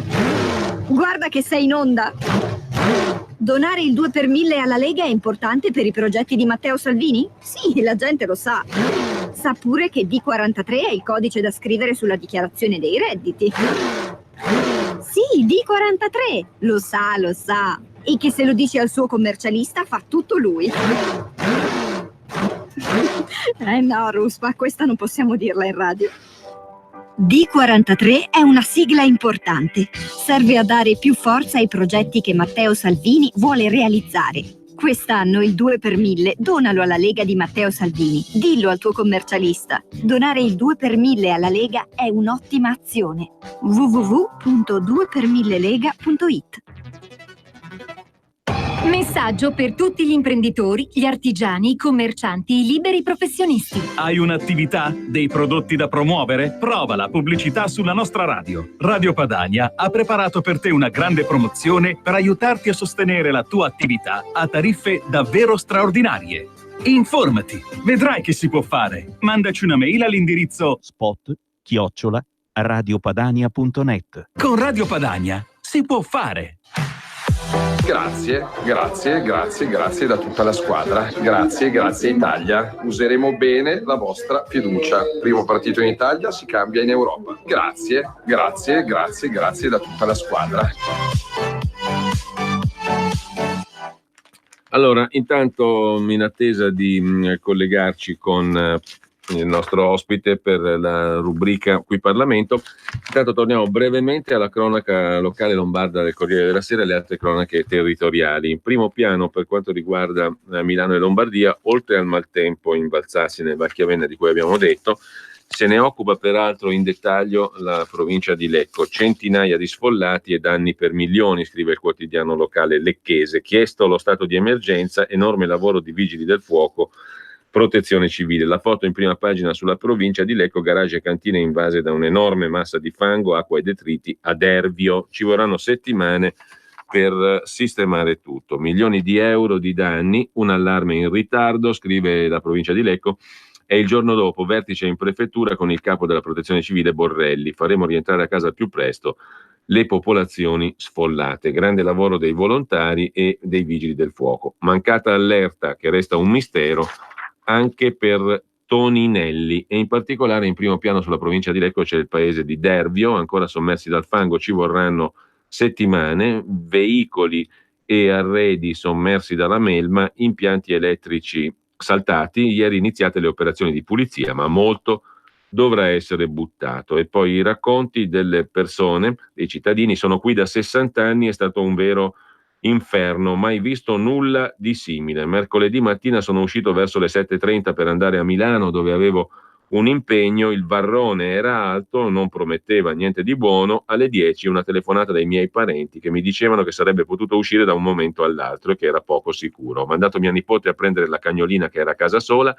Ieri sera, quando sono rientrato, ho trovato il giardino pieno d'acqua e terra e alcune piantane della rete portate via, dice Ambrogio Selva. Abito qui da 60 anni, non ho mai visto il varrone così. Ci sono state delle piene, ma non come questa. Ripulirò tutto, speriamo che non capiti più. Questo per quanto riguarda il Lecco, il Lecchese e la Valsassina. Mentre torniamo al Corriere della Sera con la prefettura di Milano che chiude uno storico panificio di via Montello a Corsico, un tempo nelle mani della famiglia Perre Musitano, passato al genero Antonio Barbaro. Parliamo di 'ndrangheta. Per gli inquirenti l'attività subirebbe il condizionamento delle cosche. Sul fronte 'ndrangheta, blitz dei carabinieri del Ross a Reggio Calabria, coinvolti anche gli eredi delle famiglie lombarde. Mentre sull'ATM di Milano cani e gatti viaggeranno gratis. Cade l'obbligo, molto trasgredito, di pagare il biglietto per il trasporto degli animali. E poi, al proposito di trasporto, va bene il risarcimento dei pendolari, sì, anzi no, sentenze controverse e ritardi. Va bene risarcire ai pendolari i danni provati per i disservizi, ma l'insoddisfazione e il disappunto generici invece no. La Cassazione dice che anche all'interno di un'azione collettiva di classe c'è spazio per il riconoscimento del danno non patrimoniale provocato dai disservizi di chi fa viaggiare gli utenti, come Trenord. Ma questo danno deve essere identificato e documentato, non può essere confuso con un fastidio soggettivo o generica insoddisfazione. Questo principio è stato stabilito dalla Cassazione. Insomma, pendolari risarciti, anzi no. E intanto lasciamo il Corriere della Sera nella cronaca lombarda e andiamo a Bergamo. Anche qui si parla di droga e 'ndrangheta. Il mercato di Zingonia guidato da Platì, carichi di droga in arrivo da Anversa, Rotterdam, Gioia Tauro, smistati fino a Milano, Bergamo e Brescia o in Veneto, nella zona del Brenta, venivano gestiti via telefono da San Luca e Platì, paesi di non più di 3.000 anime, noti da anni come le capitali dell''ndrangheta e prigioni dei sequestri negli anni 70-80, nell'entroterra della costa ionica calabrese. L'ordinanza di custodia cautelare firmata dal GIP Foti, eseguita ieri dai carabinieri, ha portato in cella 24 persone in tutta Italia. Un colombiano, operativo in Olanda, 6 agli arresti domiciliari. L'operazione ricostruisce chiaramente come i grandi carichi di cocaina si trasformino in partite più piccole distribuite sul territorio e quindi in dosi per lo spaccio. Navi, camion, auto con doppio fondo, linguaggi in codice, appuntamenti in luoghi pubblici. Così sul Corriere della Sera in città di Bergamo. Sempre dalla Corriere di Bergamo, minacce di licenziamento per far firmare conciliazioni, caporalato, estorsioni, vertici di cooperative nei guai. Dunque, minacce appunto di licenziamento pur di far firmare a forza delle conciliazioni. 300 euro per far rinunciare alle rivendicazioni. Orari di lavoro extra. Per sfruttamento dei lavoratori, estorsione consumata e tentata vanno a processo il presidente del consorzio Italian Service e 2 amministratori della Coop CLG. Si difendono, 200 testimoni dimostreranno l'innocenza. Intanto, sempre rimanendo alle cronache locali, andiamo a Brescia. Audizione di Nadia Murad, Yazida, premio Nobel sulla tutela dei diritti umani contro le discriminazioni. Vito Comencini ne ha parlato ieri durante la sua audizione. Cosa facciamo? Facciamo così, oppure in alternativa o sentiamo questo brano oppure chiediamo al nostro ospite di posticipare dopo le 9:30, prima delle 10:30. Ecco, lo so che l'ospite in questo momento non risponde, quindi vediamo, siamo sempre in tempo alla fine poi per il nostro Qui Parlamento per andare sui temi di attualità. Intanto, da Brescia, violenze al nido, nei guai finiscono 3 maestre, strattonamenti e insulti, le insegnanti sono state sospese, accusate appunto di maltrattamenti. I piccoli, tra virgolette, capricciosi restavano a tavola col piatto vuoto, altri venivano cambiati dopo ore, spinti nel bagno senza garbo o riacciuffati e strattonati per l'elastico dei pantaloni. E poi gli insulti. Le immagini delle telecamere piazzate al nido La Spiaggia delle Tartarughe di Rodengo inchiodano alle loro responsabilità 3 giovani maestre, tutte e 3 indagate per maltrattamenti. Il giudice ha disposto che ogni giorno si presentino in polizia giudiziaria per firmare. Sono state sospese. Salvini dice pene severe, immediate le reazioni dei politici. Per Viviana Beccalossi e il governatore Fontana ben vengano le telecamere se possono aiutare, se possono evitare situazioni di questo tipo. Il ministro Salvini dice telecamere in fretta, chi tocca anziani o bambini merita pene severe. Dalle cronache locali poi vi segnalo una pagina interessante, 2 pagine anzi interessanti sul Corriere della Sera in cronaca piemontese, sul futuro del Piemonte e la presentazione ieri dei dati sull'economia piemontese di Banca d'Italia. Il 2018 aveva registrato nella seconda parte dell'anno una frenata, ma comunque si era chiuso con il PIL in crescita dell'1%. Il 2019 sembra indirizzato verso il segno negativo. Il fatturato delle imprese piemontesi 2018 è identico all'anno precedente, mentre l'export in termini reali è addirittura calato. Famiglie ricche, aziende povere, sintetizza oggi il Corriere della Sera in cronaca torinese piemontese. Qui Parlamento. E abbiamo con noi Paolo Tiramani, deputato piemontese eletto a Vercelli per la Lega e componente della Commissione Affari Sociali e della Commissione RAI, di Vigilanza RAI. Buongiorno Paolo. Buongiorno a voi e a tutti i vostri ascoltatori. Allora, abbiamo pochi minuti, andiamo subito al dunque. Per quanto riguarda una notizia che abbiamo naturalmente letto in rassegna stampa, allora il caso Foa, com'è che lo commentiamo rapidamente? Io non ho capito quale sarebbe l'incompatibilità fra Presidente Rai e Presidente Raicom, che abbiamo capito che cos'è, era la vecchia Rai International. Praticamente il Movimento 5 Stelle, soprattutto nella bagarre preelettorale prima delle elezioni europee, ha presentato una risoluzione dove evidenziano una presunta incompatibilità che dal nostro punto di vista non c'è, soprattutto per il fatto che Marcello Foa ha rinunciato al compenso per far parte del CDA di Raicom, e quindi una situazione che già con questo diniego si potrebbe ritenere sanata. Nella bagarre elettorale loro hanno presentato questa risoluzione per cercare di mettere Foa davanti a una scelta. Oggi che i toni ci sono un po' acquietati, si trovano loro stessi in difficoltà con il 95% del gruppo della Commissione di Vigilanza RAI che vorrebbe fare retromarcia e il presentatore della risoluzione, il senatore Di Nicola, che invece per sua coerenza vorrebbe andare avanti. Si erano trovati gli accordi sia nella seduta di mercoledì che in quella di ieri di giovedì, poi all'atto del voto sono andati in confusione, ci siamo dovuti assentare tutti, abbiamo provato a parlarne, ma nei fatti la Commissione di Vigilanza è saltata. Speriamo la settimana prossima di uscire da questa impasse. Allora, è stata anche la giornata, a proposito di informazione, di Radio Radicale, ne parliamo ancora tra poco.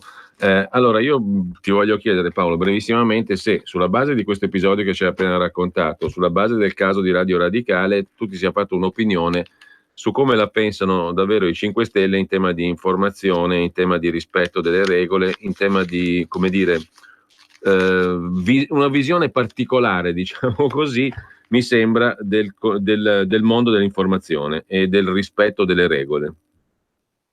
Loro hanno una visione molto frammentata perché sono formati da tantissime anime. I parlamentari con cui dialoghiamo per lo più sono persone ragionevoli che hanno una visione obiettiva della realtà. Poi ci troviamo in commissione vigilanza, per esempio, il solo di Nicola, che ha delle visioni molto particolari, però per loro uno vale uno, e questo fa sì che si aprano delle discussioni infinite. Io credo che anche nel rispetto al contratto di governo, e se si vuole portare avanti appunto l'azione contrattuale che un anno fa abbiamo siglato e non tornare alle elezioni, bisogna cambiare marcia. La stiamo cambiando votando dei provvedimenti anche in maniera celere, come lo sblocca cantieri che ha visto ieri sera il via libera alla Camera dei Deputati, però questi impasse come in vigilanza RAI non devono più esserci.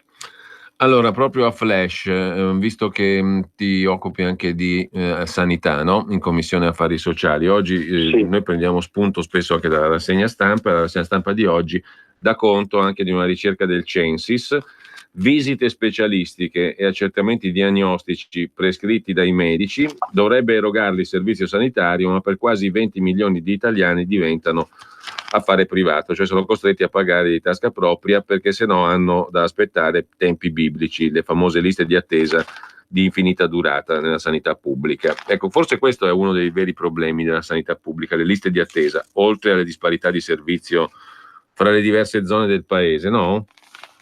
Assolutamente, però io ti dico una cosa, mi occupo di affari sociali perché nella vita faccio il direttore amministrativo di una clinica privata, oggi sono in aspettativa.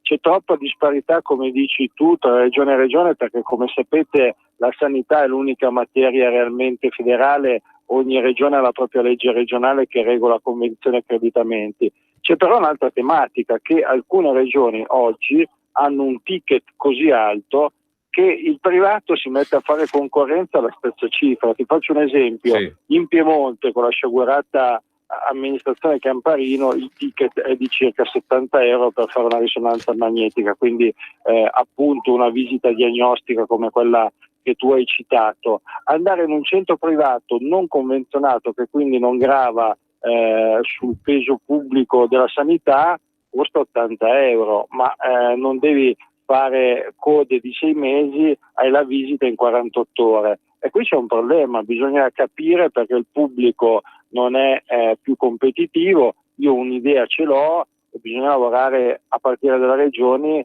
su un cambiamento della sanità. Il tanto vituperato modello lombardo che molti criticano per una serie di problemi che sono avvenuti in passato da un punto di vista giudiziario, è un modello vincente, è un modello che funziona, che porta i privati a interagire con le amministrazioni pubbliche abbassando il livello di spesa della sanità regionale. Questo è un modello vincente e tutte le regioni dovrebbero copiarlo. Da piemontese invidio la Lombardia. Benissimo, ti chiedo solo una cosa, anche qui necessariamente ridotta un po' ai minimi termini, però stavamo citando proprio mentre ci sentivamo un paio di pagine dedicate dal Corriere della Sera in cronaca di Torino e Piemonte alla presentazione dei dati ieri sull'economia piemontese da parte della Banca d'Italia.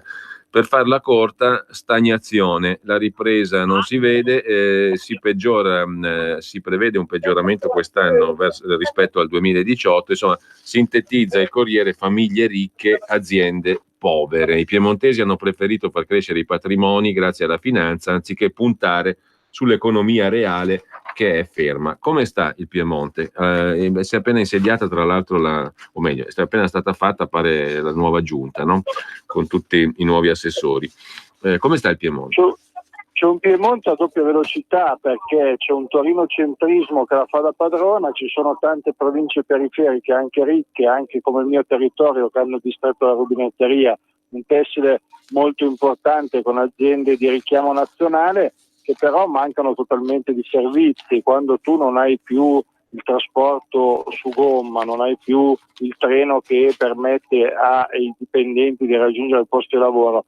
A Borgo Seggio, dove sono sindaco, ho un'azienda di circa 500 dipendenti che tratta Kashmir. Il titolare, che è anche un amico, mi dice: sai qual è la più grande difficoltà per me? Trovare dei dirigenti che vogliono trasferirsi a Borgo Sesa, perché comunque per i figli studiare è un problema, raggiungere le grandi città è un problema, l'ospedale è a rischio chiusura. Cioè, per fare ripartire il Piemonte ci vuole maggior trasparenza, ci vuole soprattutto un aiuto concreto alle province periferiche. Torino non è il solo Piemonte, come Chiamparino lo intendeva. Bene, allora io ringrazio Paolo Tiramani, deputato della Lega, sindaco di Borgosesia Vercelli. Grazie Paolo, buon Grazie lavoro. a voi, grazie per l'opportunità. Buona giornata a tutti. A presto. Qui Parlamento. E allora adesso torniamo in onda e do il benvenuto e il buongiorno a Maurizio Bolognetti, che è in collegamento telefonico con noi. Grazie Maurizio, buongiorno innanzitutto. Non sto a farla. Buongiorno a te e grazie a voi. Allora, non la faccio troppo lunga perché di Radio Radicale abbiamo ampiamente dato conto oggi in rassegna stampa. Abbiamo letto anche ciò che ha scritto Di Maio a proposito di questa vicenda, dove il governo si è spaccato, cosa ne pensa lui, cosa ne pensano i 5 Stelle, l'intervista a Vito Crimi sulla Stampa di oggi. Allora, quello che mi sono permesso di osservare in maniera un po' ironica è che sembra, diciamo così, che si sia arrivati a una soluzione della vicenda Radio Radicale semplicemente per iniziativa di un partito democratico che fa un emendamento riformulato dalla Lega, dal deputato Giulio Centemero, che peraltro riprende un precedente emendamento della Lega, Capitagno, che fa seguito a prese di posizione chiare da Salvini a Giorgetti e ad altri. Insomma, a me pare di capire una cosa sola qua, che Radio Radicale può ragionare del suo futuro e tramite la vicenda di Radio Radicale possiamo magari anche ragionare del futuro dell'informazione, come peraltro in maniera abbastanza interessante oggi fa Pietro Senaldi su Libero, no? Che pone un problema di carattere più generale, no? Che riguarda secondo me un bene che è inutile girarci intorno. Non è che possiamo ricorrere al mitico mercato per tutto, no? Al mercato ci si va quando si ha bisogno di comprare qualcosa, secondo me. Però il mercato, come è stato inteso in questi 25-30 anni ultimi, non può, secondo me, essere la regola per il mondo dell'informazione, perché il mondo dell'informazione, che uno lo voglia o no, è fatto anche di valori, di sostanza che non è mercatizzabile, finanziarizzabile, è riducibile ai conti in ordine e via dicendo. E anche questa mitologia del soldo pubblico sprecato dipende da come è sprecato in certi casi, è investito in altri, e secondo me se lo investi in informazione ad ampio raggio, col massimo possibile di pluralismo, che non è una parola vuota, ma dovrebbe essere una cosa sostanziale, non è soldo sprecato, è soldo che frutta comunque. Frutta che cosa? Qualcosa di non materiale, qualcosa di non monetizzabile o di non quotabile in borsa, ma frutta libertà, frutta pensiero, frutta critica, frutta, diciamo così, genera anche una coscienza collettiva, individuale e collettiva, e migliora il tono generale della cultura e dell'umore, della politica e della civiltà di un paese. Per me i soldi pubblici messi in questo settore sono soldi ottimamente investiti, comunque vadano a finire e a chiunque vadano a finire, anzi meglio, se vanno a finire a tutte le voci disponibili, perché ciascuno deve poter ascoltare tutte le voci. Io la penso così, e sarebbe bellissimo che questa vicenda di Radio Radicale, al netto di tutte le cose, io mi sono permesso di ironizzare, hanno fatto fatica a nominarti, no Maurizio? E la tua iniziativa non violenta è stata faticosamente nominata. C'è un giornale che scrive... Incidentalmente, sì, per fortuna a livello locale nella tua Basilicata anche no. A proposito, ti interrompo un attimo, perché sì, prego. La redazione di Cronache Lucane, che ha citato questo spazio generosamente concesso dalla tua emittente radiofonica in queste 3 settimane, perché sono 3 settimane che ho l'opportunità di intervenire da queste frequenze, salutano Radio Padania, Cronache Lucane saluta Radio Padania, e io vorrei ringraziare attraverso i microfoni di Radio Padania, vorrei ringraziare la redazione di Cronache Lucane, l'editore Postiglione e l'autore dell'articolo Leonardo Pisani, che salutano Radio Padania e il direttore di Radio Padania. E allora poi magari ci sentiamo, mi dai il contatto e ne parliamo con i colleghi. Con i colleghi di Bebè. Hai fatto bene a dirlo, ma sono molto felice di questo. Allora, lascio a te un commento su tutta l'intera vicenda e la sua risoluzione per il momento, sperando che non sia una risoluzione semplicemente, ma l'apertura di un discorso, secondo me, che era poi quello che chiedevi anche tu, cioè dialoghiamo, parliamo, apriamo un discorso, non diciamo alla Robespierre, prima ti taglio la testa e poi ne parliamo. Ecco, appunto, no, intanto non posso che sottoscrivere tutto quello che hai detto poco fa. Credo che in questi ho provato, spero di poi scusami, ti interrompo solo un attimo per poi lasciarti liberamente la parola, ma è una cosa che volevo puntualizzare, non perché sono qui a Radio Padania. Tra l'altro noi non siamo radio di partito, che se ne dica, anche se ovviamente siamo una radio che esprime il punto di vista della Lega in altra forma, che non è quella della radio, l'organo di partito. Però devo dire che alla fine di questa vicenda si può benissimo dire che la Lega ha tenuto una posizione ferma su Radio Radicale. Quello che ha annunciato all'inizio ha fatto alla fine. Direi anche, qui forse non so se esagero, ma direi anche fregandosene del fatto che poi sia stata data una coloritura Giachetti PD all'intera vicenda, no?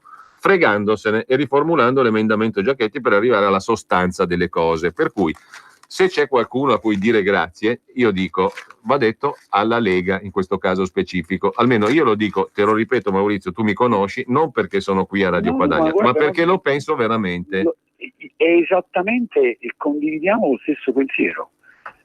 Credo che questa posizione della Lega, onore ai deputati della Lega che hanno mantenuto gli impegni che avevano preso, e non era facile e non era scontato, anche perché la Lega appunto è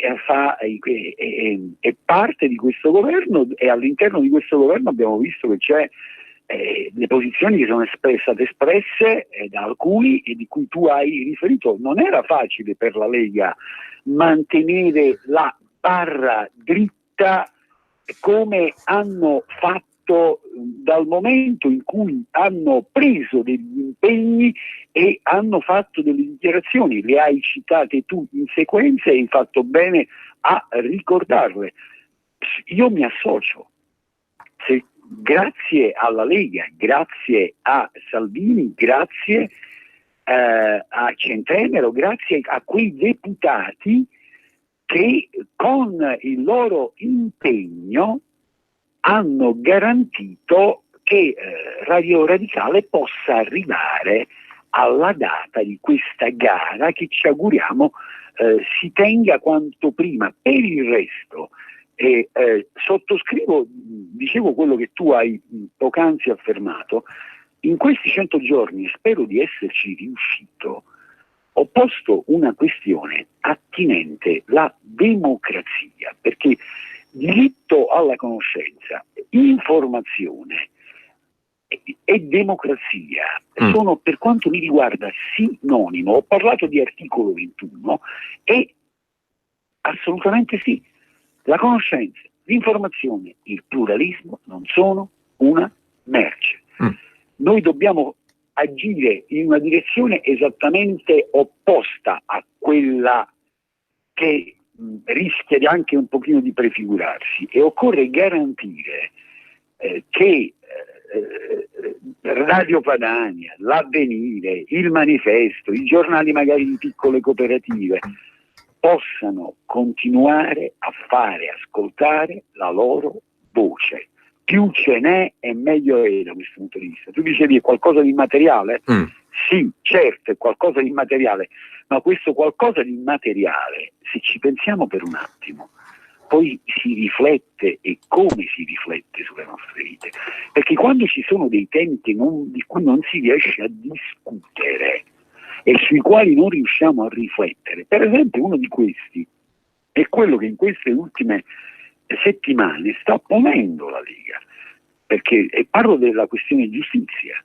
Ecco, questo è un tema, la conoscenza sulle questioni che attengono il funzionamento della macchina della giustizia, di cui non riusciamo a discutere in maniera approfondita e adeguata, poi non hanno un riflesso sulla vita di ciascuno di noi, sulla vita di 60 milioni di italiani. se la macchina della giustizia non funziona in maniera adeguata, questo non si riflette sulle nostre vite. Il fatto che non si riesca a discutere di questo e a riflettere su questo non si traduce poi in qualcosa, non incide sulla nostra quotidianità, sulla vita di un intero paese. Pensiamo solo a quello che succede per ciò che concerne l'amministrazione della giustizia in sede civile. Pensiamo magari a imprenditori che aspettano anni e anni prima di poter ricevere giustizia e poi magari nel frattempo qualcuno si ammassa pure e si toglie pure la vita. E di queste cose noi dobbiamo discutere. Su queste cose ci deve essere informazione, ci deve essere il diritto alla conoscenza, deve essere onorato, occorre parlarne. Sì, l'informazione non è una merce, la conoscenza non è una merce. E che dire, grazie alla Lega, grazie a Matteo Salvini. Qualcuno ha difficoltà a dire questo grazie, certo non io, e certo credo di saper riconoscere il valore e di saperlo onorare, e quindi onore ai deputati della Lega che hanno saputo e voluto mantenere la barra dritta su quello che poi è stato prodotto nelle ultime ore. Ma non finisce qui, perché occorre continuare a occuparsi di questi temi, occorre continuare a discutere di democrazia e di diritto alla conoscenza, che ripeto, per quanto mi riguarda, sono sinonimi. Allora, poi avremo modo anche di entrare nel merito di questioni delle quali sei tornato a occuparti già adesso, già in questi giorni, anzi hai continuato a occuparti in questi giorni e settimane e mesi, ovvero, ne dico solo due, la questione dell'inquinamento, dell'ambiente e la questione della giustizia, giusto appunto, di cui parlavi tu. Maurizio, avremo modo di risentirci.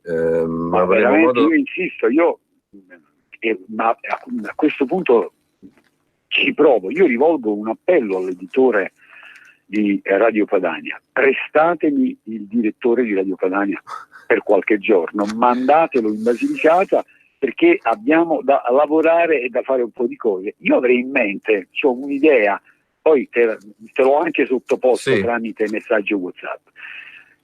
Riflettiamoci un po' e io ti aspetto all'Atronico in provincia di Potenza per parlare di bellezza. Magari possiamo anche parlare di misfatti, ma per parlare di tutto, per parlare di cose, per discutere, per riflettere, per ragionare senza tabù, fuori dagli schemi e fuori, a te è piaciuto, io lo ripeto questa mattina, fuori da mortifere quieti delle quali proprio non avvertiamo la necessità.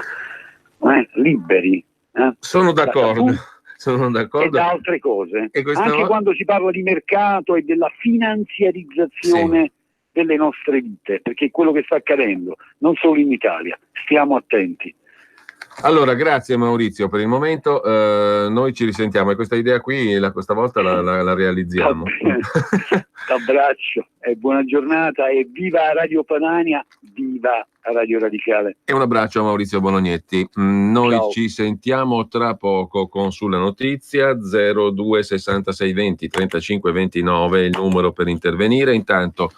Intanto fatevi un giro su radiopadania.org e la prima e due caselline sono quelle più interessanti, la terza pure. Abbonati, donazioni, scarica app.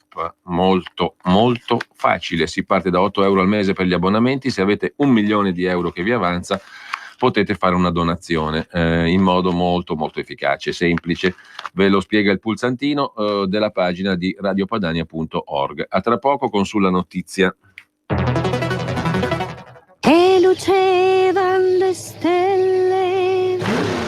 Sì, lo so che per realizzare tutti i progetti della Lega per l'Italia